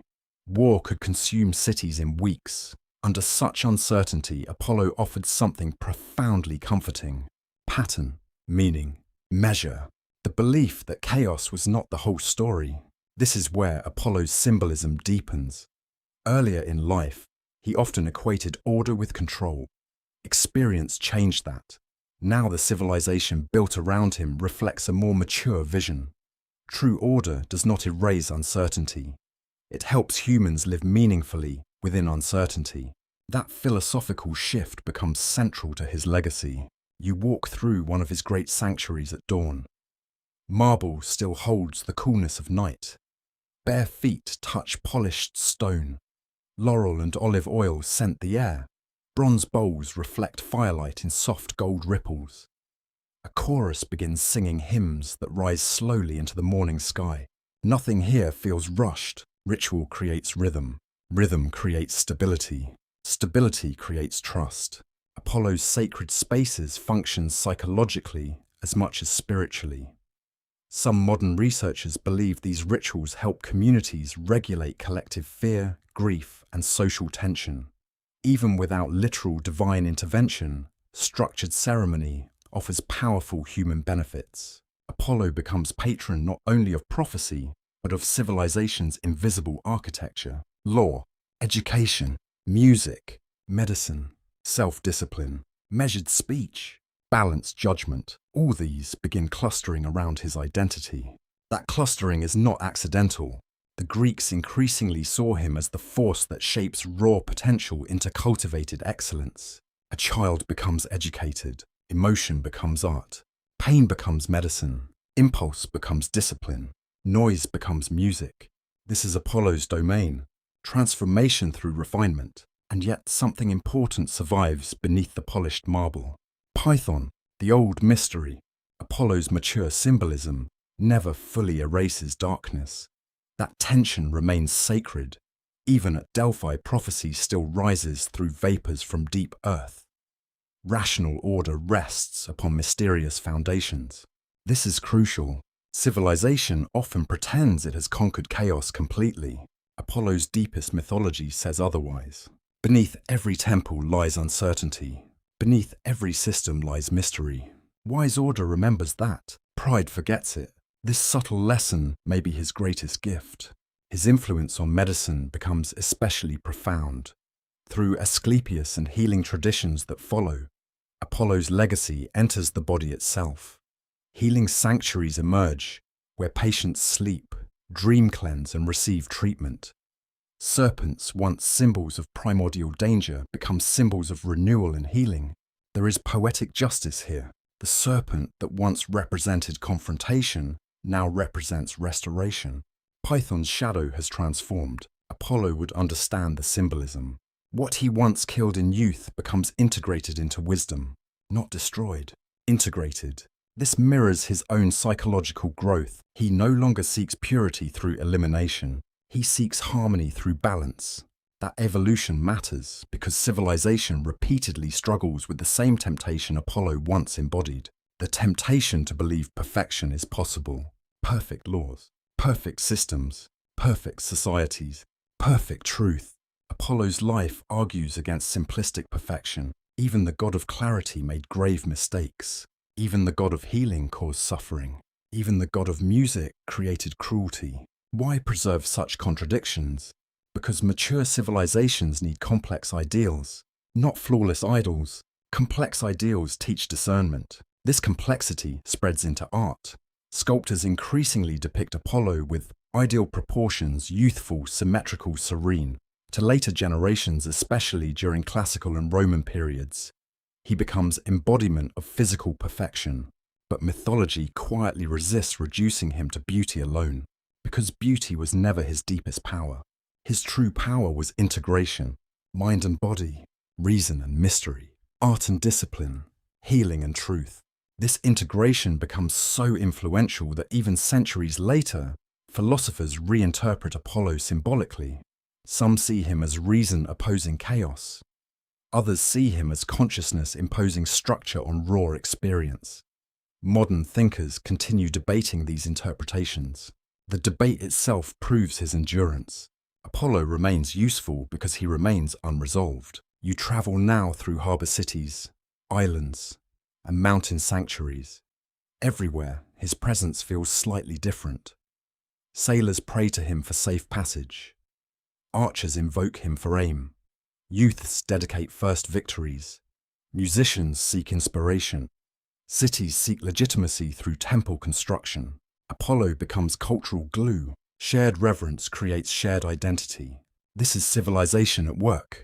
Not merely walls and roads, shared symbols, shared rituals, shared meanings. One afternoon, you watch a young boy learning the lyre under his father's instruction. His fingers fumble.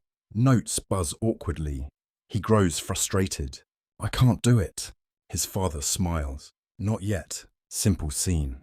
Yet profoundly Apollonian. Civilization depends on delayed mastery, practice, discipline, patience, the willingness to become gradually better.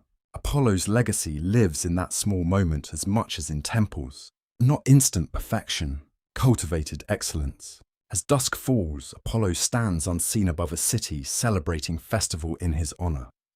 Fires glow along streets. Bread bakes in ovens. Laughter spills from courtyards. Music rises from homes. Children chase each other beneath torchlight. Physicians return from work. Priests complete prayers. Ordinary life, structured life, beautifully imperfect life. Apollo watches, and something like peace settles over him, because he finally sees the full consequence of his existence. He once thought greatness meant singular achievements, slaying Python, claiming Delphi, winning contests, receiving worship. Now he understands legacy differently. Legacy is diffusion, influence embedded in countless lives. Most people honoring Apollo will never know his full story. They will not know Marsyas's challenge, Daphne's transformation, Cassandra's curse, Hyacinthus' death, or the grief of Asclepius. Yet they will inherit lessons shaped by those experiences: mercy within truth, humility within knowledge, discipline within beauty, compassion within order. The god matured. Civilization inherited the maturity. That realization feels profound. But another truth remains. Civilization loves symbols. Symbols simplify, and simplification can distort.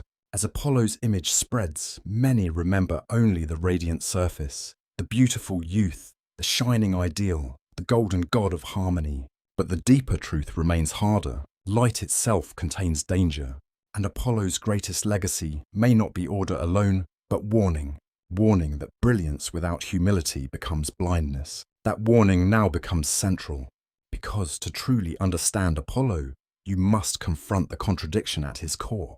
Healer and destroyer, protector and punisher, merciful guide and ruthless judge. The civilization that worships him often emphasizes the light.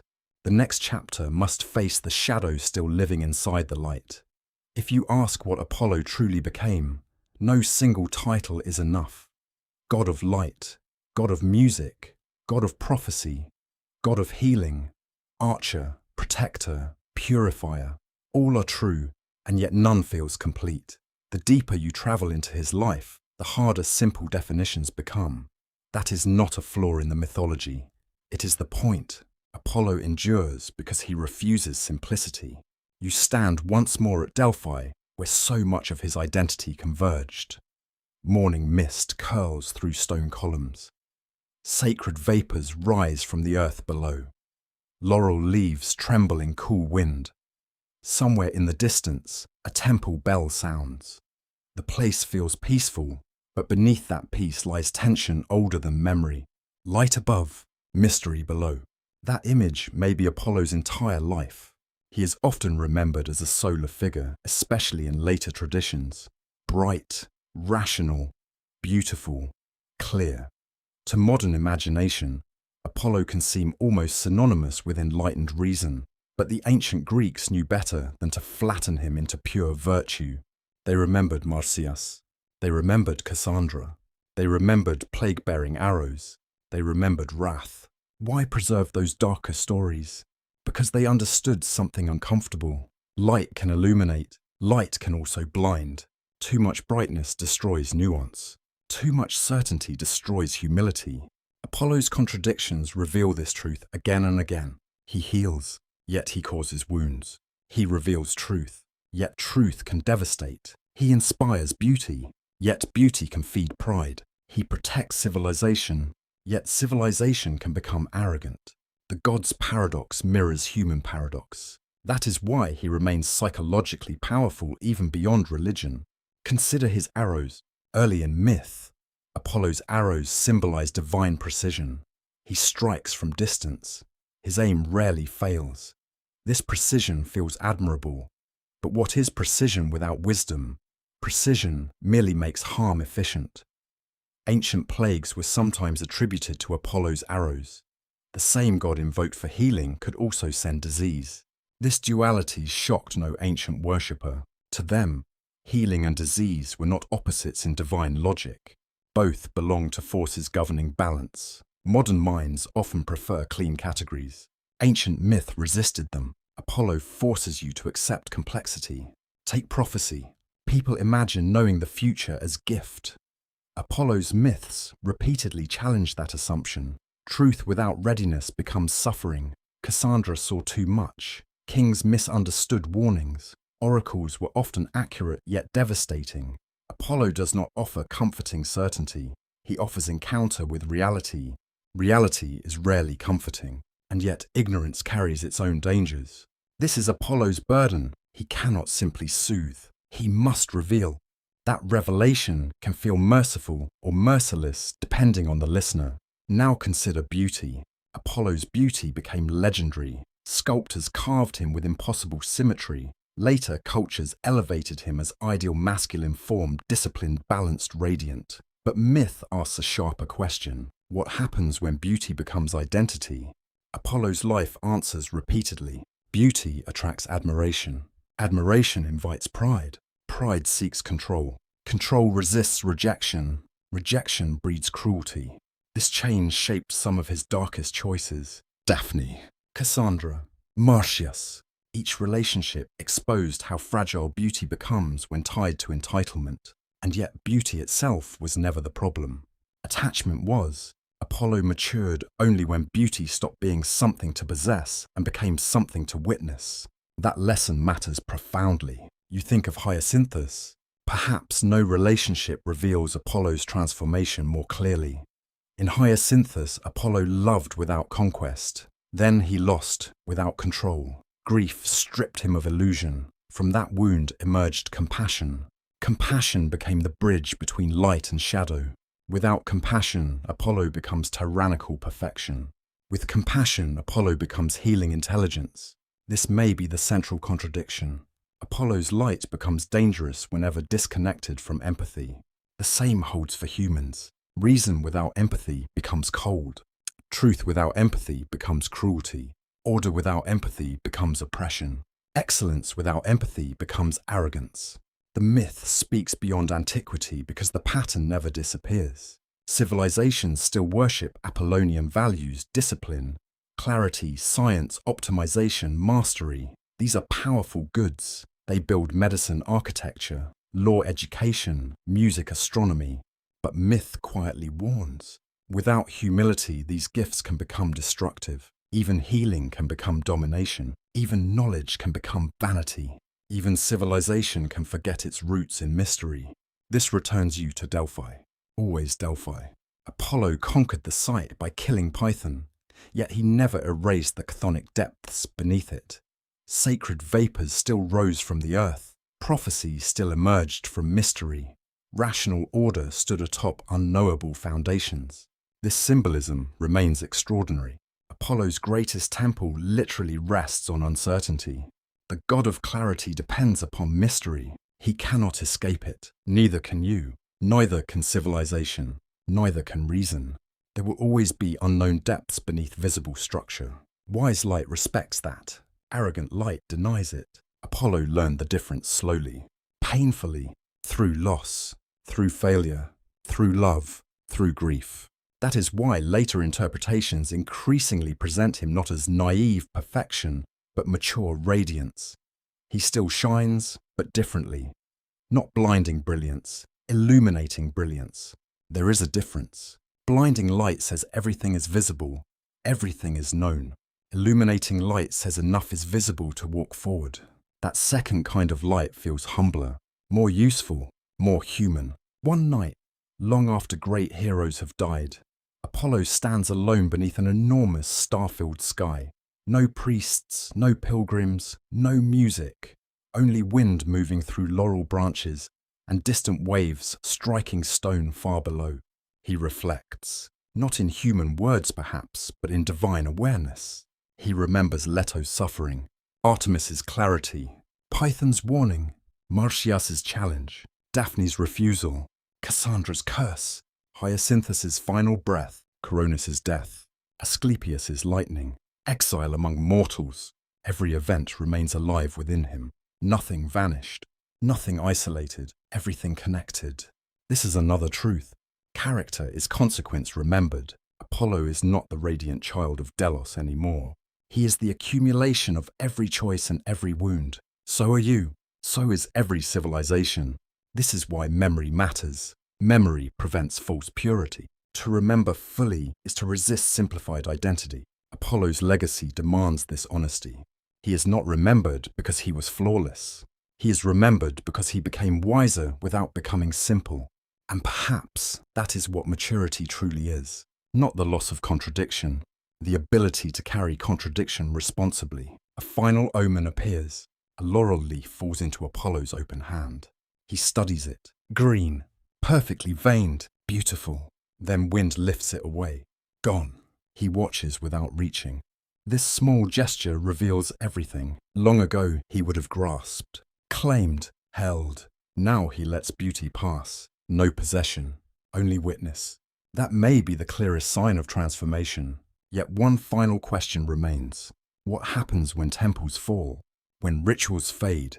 When civilizations change? What remains of a god once worshipped across the ancient world? The answer lies beyond myth alone. It lies in memory. And memory, unlike marble, can survive ruin. Time, even for gods, changes the shape of remembrance. Centuries pass. Empires rise, flourish, fracture, and disappear into dust. Marble temples crack beneath rain and wind. Sacred fires go cold. Priests who once guarded rituals vanish into history. Languages evolve. Songs are forgotten. Statues lose their faces. Columns collapse into silent ruins where grass now grows between stone. And yet, Apollo remains.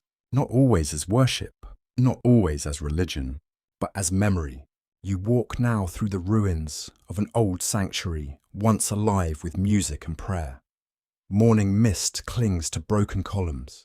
Moss covers marble worn smooth by vanished footsteps. Wild thyme grows where offerings once burned. The air smells of rain, earth, stone, and distant sea salt. No pilgrims climb the sacred path anymore. Still something lingers. Presence, not literal perhaps, but real in another way. Because gods survive differently after temples die.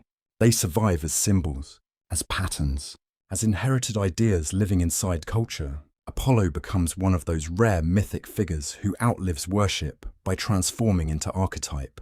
He moves beyond altar and sacrifice into philosophy, medicine, literature, art, psychology, and imagination. His name remains attached to healing music, reason, and disciplined beauty. Even people who no longer pray to him still live inside structures shaped by his legacy. That is extraordinary. Most power fades when ritual ends. Apollo's does not. Why? Because the things he came to represent never disappear. Humanity still reaches toward clarity, still fears chaos, still seeks healing, still longs for beauty, still struggles with pride, still mistakes control for wisdom, still learns through grief. Apollo endures because the human condition keeps recreating him. Every era produces its own version of Apollo. The scientist seeking elegant order in nature, the physician fighting suffering, the musician pursuing harmony, the architect shaping structure from chaos, the philosopher asking what truth demands, the leader balancing reason and compassion. In each case, the same tension returns. How do you seek excellence without losing humility? That question is Apollo's eternal question, and perhaps his greatest gift. Not answers, a question. Because questions shape civilizations more deeply than slogans ever could. You think back across his life. The radiant child born from exile. The young god who believed light could conquer darkness. The proud victor over Python. the artist who confused mastery with superiority, the lover who mistook desire for love, the grieving soul who learned helplessness through loss, the father broken by divine order, the exile humbled among mortals, the guide who returned wiser. Each version of Apollo remains true. None alone is complete. That is why he feels so alive. He evolves. He learns. He suffers. He changes. The ancients remembered this instinctively. They did not preserve mythology merely to celebrate power. They preserved stories to think with. Apollo became a way of thinking about light itself. What is light? At first you might answer easily. Light reveals. Yes, but Apollo's life complicates that. Light also judges. Light exposes. Light warms. Light burns. Light guides. Light blinds. All are true. The sun that nourishes crops can also scorch fields into famine. The truth that heals can also shatter comforting illusions. The discipline that builds greatness can also harden into cruelty. Apollo taught the Greeks something profound. The opposite of darkness is not automatically goodness. Light requires wisdom. That distinction feels more relevant than ever. You sit among ruins as evening approaches. The sky shifts slowly from gold to amber, then rose, then violet. Long shadows stretch across broken stone. Wind moves through dry grass with soft, whispering sound. Somewhere nearby, a bird calls once, then falls quiet. The world slows. This final stillness feels familiar, almost like returning to Delos, to beginnings, and perhaps that is fitting. Because Apollo's life began with a mystery. How could the god of light be born in darkness? Now you understand. He had to be, because light without experience of darkness becomes naive. Apollo needed exile to understand refuge. He needed loss to understand love. He needed grief to understand healing. He needed failure to understand humility. He needed shadow to understand his own light. So do humans. This may be the deepest reason Apollo survives in memory. He reflects an aspiration that never fully resolves. To become brilliant without becoming cruel. To seek truth without losing compassion. To pursue excellence without worshipping perfection. To shine without blinding. That balance is difficult, perhaps impossible to sustain perfectly. Apollo himself never achieved perfection, and strangely that makes him more meaningful, because if even the god of harmony had to struggle toward wisdom, then struggle itself becomes sacred. Not failure, struggle, growth, correction, reflection. You feel night gathering now.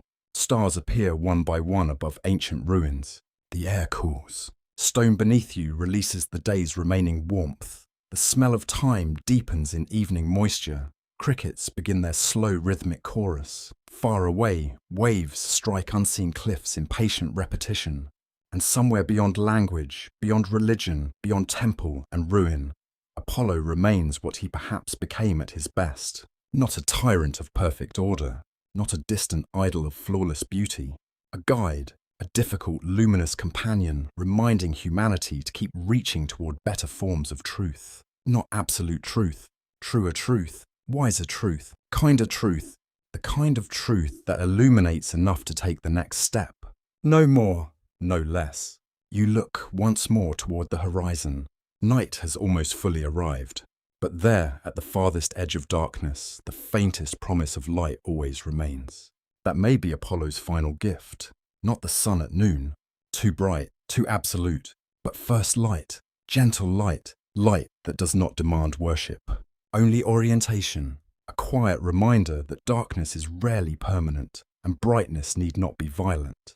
So as the ancient world fades into sleep and the last warmth leaves the stones of forgotten temples, Apollo remains not in marble or ritual alone, but wherever someone chooses clarity over confusion, compassion over pride, discipline over chaos, and wisdom over certainty.